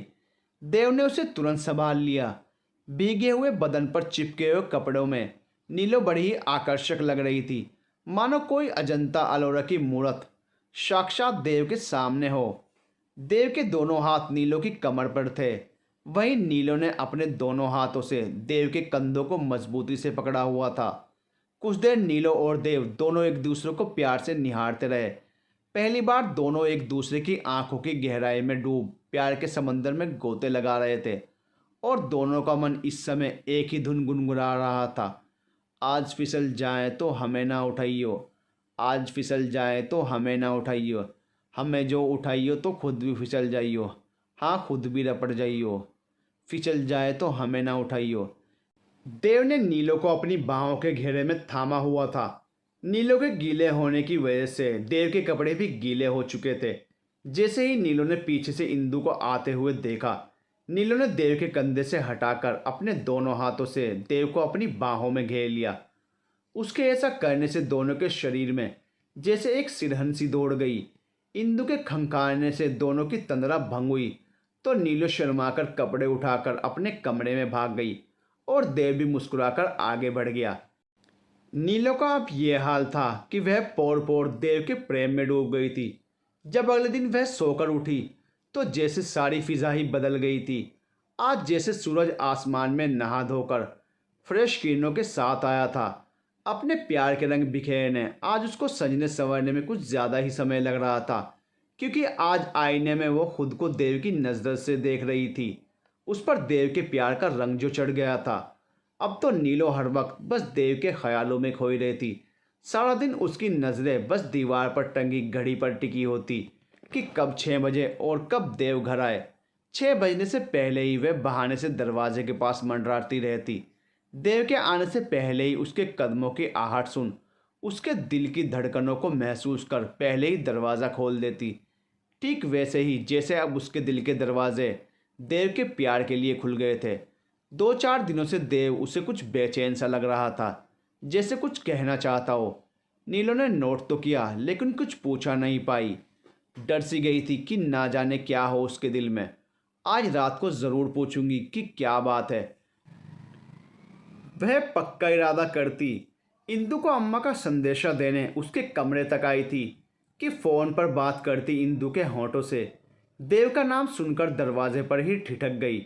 इंदु, मुझे मालूम है कि देव उसके साथ खुश नहीं है, लेकिन मम्मा फैमिली में शादी हुई है, जाहिर है फैसला हम में से किसी के लिए भी आसान तो नहीं होगा। इंदु के शब्द थे कि नोकीले भाले जो नीलो के अस्तित्व को लहूलुहान कर गए। इंदु, बहरहाल खुशी की बात है कि अभी उनका बच्चा नहीं है। इंदु अभी कुछ और भी कह रही थी, लेकिन ये सब सुन नीलो के कान साए साए करने लगे। अगर वह खुद ये सब न सुनती तो कभी यकीन न करती। लेकिन अब यकीन करने में कोई रुकावट नहीं थी। उसका ठंडा शरीर बिल्कुल बेजान हो गया था। वह तो देव के बदलते हुए दोस्ताना रवैये से अपने दिल ही दिल में ना जाने कैसी कैसी खुशफहमी पालने लगी थी। लेकिन अचानक एक ही पल में उसको अपनी दुनिया उजड़ती हुई महसूस हुई। वह बड़ी मुश्किल से भारी कदमों से खुद को घसीटती अपने कमरे तक आई थी। ओह, तो देव ये कहना चाहता था। नीलो बहुत ज़्यादा रो रही थी। आंसू रुकने का नाम नहीं ले रहे थे। काफ़ी देर तक आंसू बहाने से उसे चक्कर आने लगे थे। अम्मा नीलो को ढूंढती हुई कमरे तक आई तो उसे निहाल पड़े देखकर डर गई। तकिए पर सर डाले वह दुनिया से बेखबर लग रही थी। क्या हो गया है नीलो बेटा? अम्मा ने उसे हिलाया। अपने आंसू साफ करते हुए नीलो ने कहा, कुछ नहीं अम्मा, चक्कर आ रहे थे। अम्मा झट से उसके लिए दूध लेकर आई। पिताजी को भी उनके कमरे से बुलवा लिया। पिताजी भी उसके कमरे में ही भाग आए। नीलो को एक बार फिर अम्मा और पिताजी की मोहब्बत देखकर रोना आ गया। अम्मा, आप तुरंत देव को फ़ोन करो। यह बच्ची तो तेज़ से बुखार में भी यूं नहीं घबराती। इसकी तबीयत ज़्यादा ख़राब है। ठंडी बर्फ़ हो रही है बिल्कुल। अम्मा ने उसके हाथ सहलाते हुए कहा। तो पिताजी ने तुरंत देव को ऑफिस वाले लैंडलाइन नंबर पर घर के लैंडलाइन से फ़ोन किया। अम्मा और पिताजी उसके बहते आंसुओं को देखकर बहुत परेशान हो गए थे। देव को अभी कुछ देर थी। उसने 1 घंटे तक आने के लिए कहा तो पिताजी के सब्र का बांध टूट गया। मैं जो कुछ बोल रहा हूँ वो सुनो, जल्दी आओ बोल रहा हूँ तो तुम्हें समझ में नहीं आ रहा। पिताजी फ़ोन पर दहाड़े थे। नीलो का हाल ऐसा था जैसे उसके दिल का आज खून हुआ हो। जो पियामन चाही वही सुहागन। सास और ससुर के प्यार और मोहब्बतों पर उसे कोई शक नहीं था, लेकिन उसका पति ही अपना नहीं था। पिताजी के यूं गुस्सा करने पर देव को भी हालात के गंभीर होने का एहसास हुआ। वह तुरंत घर भागा आया और सीधा अपने बेडरूम में गया। देव, क्या हुआ है? नीलो की ऐसी हालत देखकर देव भी घबरा गया। कुछ नहीं। नीलो ने देव के चेहरे से अपनी नजरें हटा ली। डॉक्टर के पास लेकर चलो इसको। अम्मा ने नीलो के बाल अपने हाथ से समेटे। देव ने बिना किसी अंदेशे में उसे सहारा देने के लिए हाथ बढ़ाया। मैं ठीक हूँ। नीले ने उसका बढ़ा हुआ हाथ नज़रअंदाज करके उठने की पूरी कोशिश की, लेकिन वह लड़खड़ा गई। ओहो! देव ने आगे बढ़कर उसे संभाला। वह उसे बाजुओं के सहारे गाड़ी तक लाया। अम्मा और पिताजी भी साथ थे। बच्ची को नज़र लग गई कहते हुए अम्मा उसे बड़ी ही चिंता भरी नज़रों से देख रही थी। देव ड्राइव करते हुए एक नज़र बैक मिरर नीलो पर भी डाल रहा था, जो आंखें मूंदे अम्मा के कंधे से सर टिकाए हुई थी। ब्लड प्रेशर बहुत लो हो गया था। डॉक्टर ने चेकअप करके कुछ टेस्ट लिखे और जब रिपोर्ट आई तो सबके चेहरे खुशी से दमक उठे, क्योंकि खबर ही कुछ ऐसी थी। नीलो माँ बनने वाली थी। अपनी डाइट का खास ख्याल रखें, फ्रेश जूसेस और दूध ज़रूर पिएं। डॉक्टर ने मुस्कुराते हुए नीलो को पर्चा पकड़ाया। वापसी पर सब चहक रहे थे और बहुत खुश थे, सिवाय नीलो के, जिसकी चुप्पी को सब शर्माहट समझकर उसकी ओर ध्यान नहीं दे रहे थे। 2-4 दिन तो नीलो ने वीआईपी प्रोटोकॉल बर्दाश्त किया, फिर देव से बात करने का इरादा कर ही लिया। क्या पता बच्चे का सुन देव ने ना बोल दिया हो। शायद मुझे छोड़ना अपना इरादा बदल लिया हो। लेकिन अगला सवाल बड़ा ही जानलेवा था। लेकिन मैं ज़बरदस्ती उसकी ज़िंदगी में रहने की भीख नहीं मांगूंगी। नीलो यह फैसला अटल था। रात देव के कमरे में आने के बाद उसने हिम्मत करके देव से पूछ ही लिया, नीलो, तो आपने क्या फ़ैसला किया है? कैसा फ़ैसला? देव ने बड़ी लापरवाही से पूछा। नीलो, आपको मालूम है कि मैं किस फैसले की बात कर रही हूँ? नीलो की नज़रें दूर किसी एक पॉइंट पर जमी थी। देव मन ही मन में, इसे फिर मायके जाने का दौरा तो नहीं पड़ने वाला। हनीमून के लिए प्लान कर रहा हूँ, ये तो मैंने बताया नहीं था। देव ने एक लम्हे को उसे देखा। देव, देखो, अभी तो मैंने कोई फैसला नहीं किया। इस कंडीशन में कोई रिस्क नहीं ले सकता। बाद की बातें बाद में देखी जाएंगी। वह दराज में से ना जाने क्या ढूंढ रहा था। नीलो, आप मुझे छोड़ना चाहते हैं? नीलो की आवाज़ जैसे किसी गहरी खाई में से आई थी। देव, हाय, तबीयत तो ठीक है तुम्हारी? नीलो की बात सुन जैसे देव को करंट लगा। सामान ढूंढना छोड़कर गौर से वह नीलो को देखने लगा। नीलो, मैंने इंदु की सारी बातें सुन ली थी। नीलो ने सीधी बात करने का इरादा करते हुए देव की आंखों में झांक कर कहा। देव, कैसी बातें सुन ली हैं तुमने? देव अचंभे से बोला। नीलो गुस्से में, देव, यूं अनजान मत बने। आपको पता है जो मैं कहना चाह रही हूँ। अगर आप मेरे फ्री होने का इंतज़ार कर रहे हैं तो भी मुझे मंजूर है, लेकिन बच्चा सिर्फ मेरा होगा। यह आप अभी तय करेंगे। कहते हुए नीलो का गला रुंध गया और आंखों से आंसू आ गए। देव, क्या बकवास कर रही हो? बच्चा तुम्हारा क्यों होगा? हमारा होगा। वह मेरा और तुम्हारा, मतलब हम दोनों का। और इन सब में ये इंदु का जिक्र कहाँ से आ गया? नीलो देव के यूं अनजान बनने पर मजाक से हंसी। नीलो, बेफिक्र रहिए आप। मुझे टेंशन से बचाने के लिए इतना परेशान मत होइए। मुझे कुछ नहीं होगा। देव, लगता है तुम्हारी तबीयत कुछ ठीक नहीं है। पता नहीं तुम आज कैसी बहकी बहकी बातें कर रही हो। तुम्हारी सारी बातें मेरे सिर के ऊपर से जा रही हैं। तुम रुको, मैं अम्मा को बुलाता हूँ। शायद उन्हें ही तुम्हारी बात कुछ पल्ले पड़ जाए। नीलो, इसमें अम्मा क्या करेंगी? आप उनको क्यों परेशान कर रहे हैं? यह आपका और मेरा मैटर है। हम दोनों के बीच की ही बात होनी चाहिए। तुम क्या कह रही हो? मुझे कुछ समझ में नहीं आ रहा। देव अब झुंझला ही गया था। नीलो, मैंने उस दिन इंदु की बातें सुन ली थी। वह फ़ोन पर बता रही थी कि आप मेरे साथ नहीं रहना चाहते। आप मेरे साथ खुश नहीं हैं। कहते हुए फिर एक बार नीलो की बड़ी बड़ी आंखें आंसुओं से भर गई। लेकिन यह फैसला आपके लिए इतना आसान नहीं है। नीलो की बात सुनकर देव के कानों पर जैसे एक बम गिर गया। देव, मैं आता हूँ अभी। देव तनतनाता हुआ कमरे से बाहर निकल गया। 2 मिनट बाद वह इंदु को बाजू से पकड़कर उसके सामने ले आया। ये रही इंदु, पूछो इससे क्या बात है, हुआ क्या है। इंदु हैरान बल्कि परेशान हो गई थी। नीलो बस सिर झुकाए आंसू बहाती रही, जैसे उसे किसी से कुछ पूछना ही ना हो। देव रुको, मैं बताता हूँ। तुम यह कैसे कह सकती हो कि मैं नीलो के साथ खुश नहीं हूँ और इसे छोड़ना चाहता हूँ। देव की तो जैसे कनपटियाँ सुलग रही थी। हे भगवान, यह मैंने ऐसा कब कहा। यह बात सुन इंदु ने अपनी आंखें फैलाई। तुम्हें कुछ गलतफहमी हुई होगी नीलो, मैं ऐसा क्यों कहूँगी भला। इंदु ने नीलो की तरफ देखते हुए बड़ी नरमी से कहा। नीलो जी नहीं, मैंने खुद सुना था। आप फ़ोन पर अपनी मम्मा से बात कर रही थी। नीलो इस बार चिल्ला ही पड़ी थी। अब कैसे मुकर रही हैं। इंदु के यूं अपनी बात से पलट जाने पर नीलो गुस्से से सुलग रही थी। मम्मा से? कब और क्या कहा था मैंने। इंदु की जैसे कुछ समझ में नहीं आया था।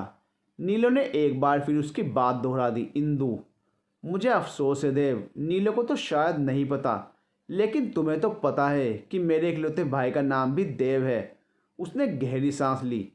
सुमन आंटी की बेटी से उसकी शादी को 2 साल होने को आए हैं, लेकिन दोनों पति पत्नी एक पल को भी नहीं बनती। मेरी भाभी सारी ज़िंदगी अमेरिका में गुजार कर आई है, इसलिए देव भैया उसकी आदतों से तंग हैं और उसे छोड़ने की बात कर रहे हैं आजकल, क्योंकि अभी उसके कोई बच्चा भी नहीं है। तो मैं उसी के बारे में मम्मा से बात कर रही थी। इंदु ने जैसे ही बात क्लियर की तो नीलो पर जैसे घड़ों पानी पड़ गया। क्या फिल्मी सिचुएशन हो गई थी। देव, थैंक यू सो मच यार इंदु, तुमने सब कुछ क्लियर कर दिया। सॉरी, मैं तुमसे कुछ ज़्यादा ही रूड हो गया था। इंदु, इट्स ओके देव, होता है, कभी कभी ऐसा होता है। तुम दोनों पति पत्नी अपनी बात सेट करो। तुम दोनों का रवैया भी एक दूसरे के साथ नॉर्मल नहीं है। साफ साफ बात कहती हुई इंदु कमरे से बाहर निकल गई। देव, अब बताओ, हो गई गलतफहमी दूर। देव थोड़े आराम के अंदाज में नीलो के करीब बैठ गया। नीलो सिर झुकाए हुए, हाँ ठीक है, लेकिन देव, आप मुझसे प्यार भी तो नहीं करते हैं ना। नीलो ने अपनी नाराज़गी जताते हुए कहा। देव, वह तो तुम भी नहीं करती हो। देव ने पासा पलटते हुए कहा। जी नहीं, पहले का तो कुछ नहीं कह सकती, लेकिन अब तो करती हूँ। नीलो ने नज़रें झुकाकर अपने प्यार का इजहार किया। देव, तो मेरी जान, अब तो मैं भी तुमसे बहुत ज़्यादा प्यार करता हूँ। देव ने उसका हाथ अपने हाथों में पकड़कर सहलाया। नीलो, आप बहुत ख़राब हैं, मुझसे तो कभी सॉरी नहीं की और इंदु से तुरंत कर ली। देव, हाँ तो बाजू से पकड़कर घसीट कर लाया था, सॉरी भी ना करता। नीलो, और जब मुझे भूलकर हर वक्त उसके साथ होटलिंग करते थे तब तो कुछ नहीं हुआ। नीलो एक एक करके जैसे अपनी शिकायतों का पिटारा खोलने लगी थी। देव मुंह लटकाकर, तुम्हें पता तो है गंगा के बेस्वाद खानों से बचने के लिए बाहर खाना खाता था। देव अब मासूम बनने के सारे रिकॉर्ड तोड़ रहा था। नीलो ने शर्माते हुए देव के सीने पर मौका मारते हुए कहा। अच्छा, आप हर समय मेरी बातें सुनते रहते थे, चीटर कहीं के। देव मुस्कुराते हुए, क्या करता, तुम मुझे बहुत अच्छी लगने लगी थी, इसलिए सारी अटेंशन तुम पर ही रहती थी।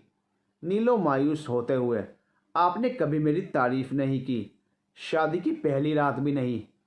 देव नीलो के हाथों को चूमते हुए, पहली रात का तो मुझे भी अफसोस है डार्लिंग, लेकिन क्या करूं, उस समय तो तुम मुझे जहर से कम ही बुरी लगती थी। देव नीलो के मज़े लेते हुए बोला। इस बात पर नीलो ने झटके से अपना हाथ उसके हाथों से छुड़ाना चाहा, पर देव की पकड़ काफ़ी मजबूत थी। देव अब की बात तो नहीं कर रहा, अब तो तुम जाने मन बन गई हो, उसने कहते हुए नीलो को अपनी बाहों के घेरे में ले लिया। फिर उसने शुरू से लेकर अब तक के सारे एहसास नीलो को बताए, तो शर्म से नीलो का चेहरा लाल हो गया। नीलो, वैसे भी मैं घर जाके आपको चिड़चिड़ा कहती थी, बल्कि दादी और नानी तो आपको अब भी इसी नाम से याद करती हैं।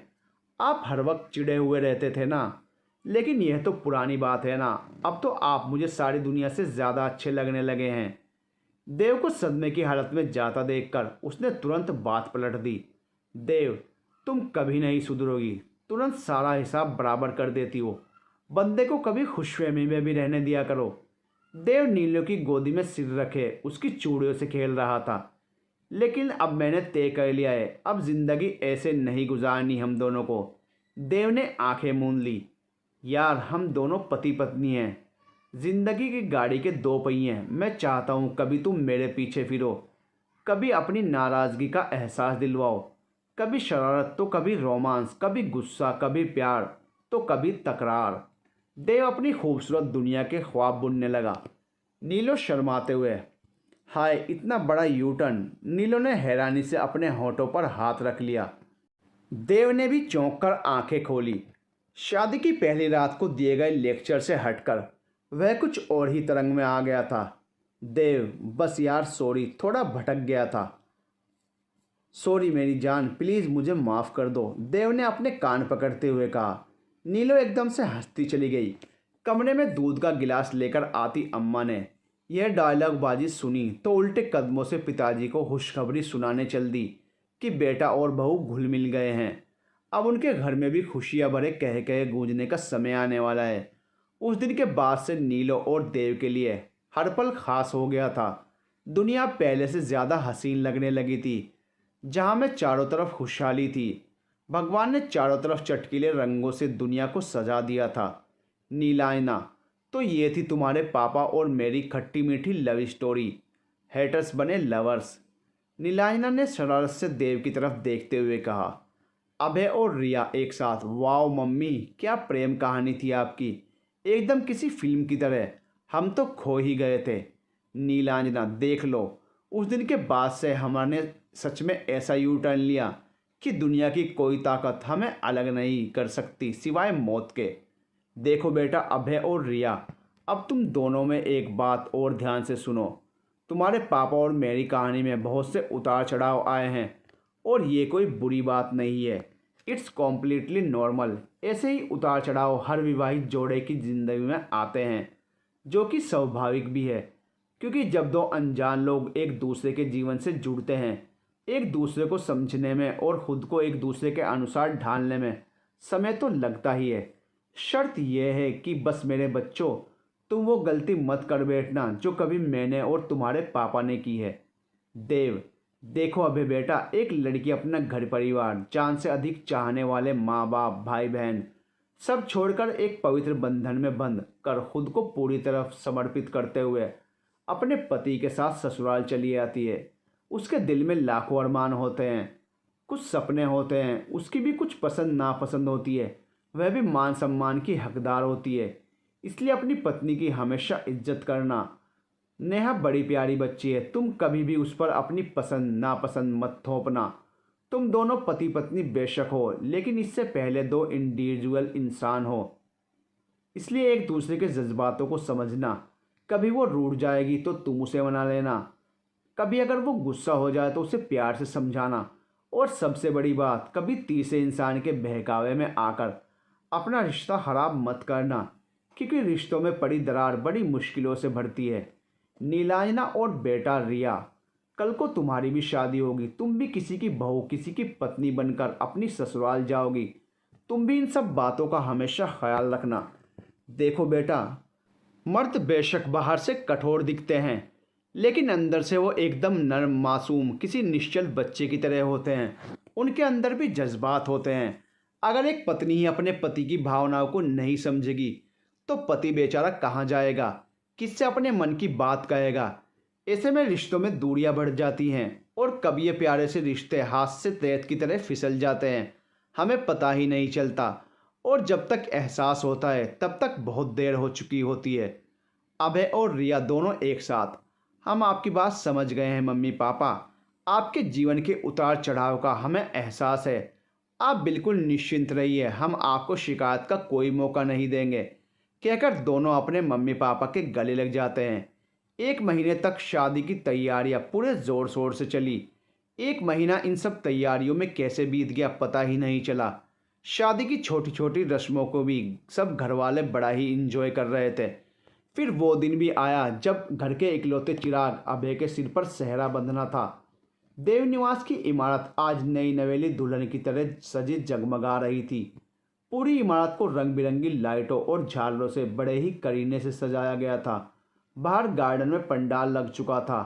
हलवाई तरह तरह की स्वादिष्ट मिठाइयाँ बना रहे थे, जिनकी लाजवाब सुगंध सबकी भूख बढ़ा रही थी। फिर समय आया बारात निकलने का। ऑफ वाइट, गोल्डन और मैरून रंग की शेरवानी पगड़ी और हाथ में तलवार लिए अभय किसी राजकुमार से कम नहीं लग रहा था। अम्मा तो आज अपने पोते की बलाइयाँ लेती नहीं थक रही थी। सभी रीति रिवाजों को निभाते हुए बड़े ही धूमधाम से अभय और नेहा की शादी संपन्न हुई। अगले दिन जब बारात नेहा को लेकर दिल्ली देव निवास पहुंची, तो नीलो ने बड़े ही भव्य तरीके से अपनी बहू नेहा का स्वागत किया। यहाँ से शुरुआत हुई एक और लव स्टोरी की, अभय और नेहा के खूबसूरत सफ़र की, जिसे नीलांजना ने अपने बेटे को समझाया था। अभय ने शादी के बाद उन सभी बातों का खास तौर पर ख्याल रखा। पहली रात को अभय ने अपनी पसंद नापसंद नेहा पर थोपने के बजाय उसकी पसंद नापसंद जानना ज़्यादा ज़रूरी समझा। उसे वह प्यार और सम्मान दिया जिसकी वो हकदार थी, क्योंकि अभय ये बात समझ चुका था, ये रिश्ते बड़े ही नाजुक होते हैं। एक बार अगर दरार पड़ गई फिर वो बढ़ाए नहीं बढ़ती। इसलिए अभय ने वो गलतियां नहीं की जो उसके मम्मी पापा ने की थी। नीलांजना ने सही कहा था, असली मोहब्बत तो बाद में शुरू होती है, शुरू में तो बस बीवी की कशिश होती है। अभय ने आखिरकार अपने स्वभाव से नेहा का दिल जीत ही लिया, और नेहा ने भी अपने प्यार से अभय को पा ही लिया। और फिर शुरुआत हुई नेहा और अभय की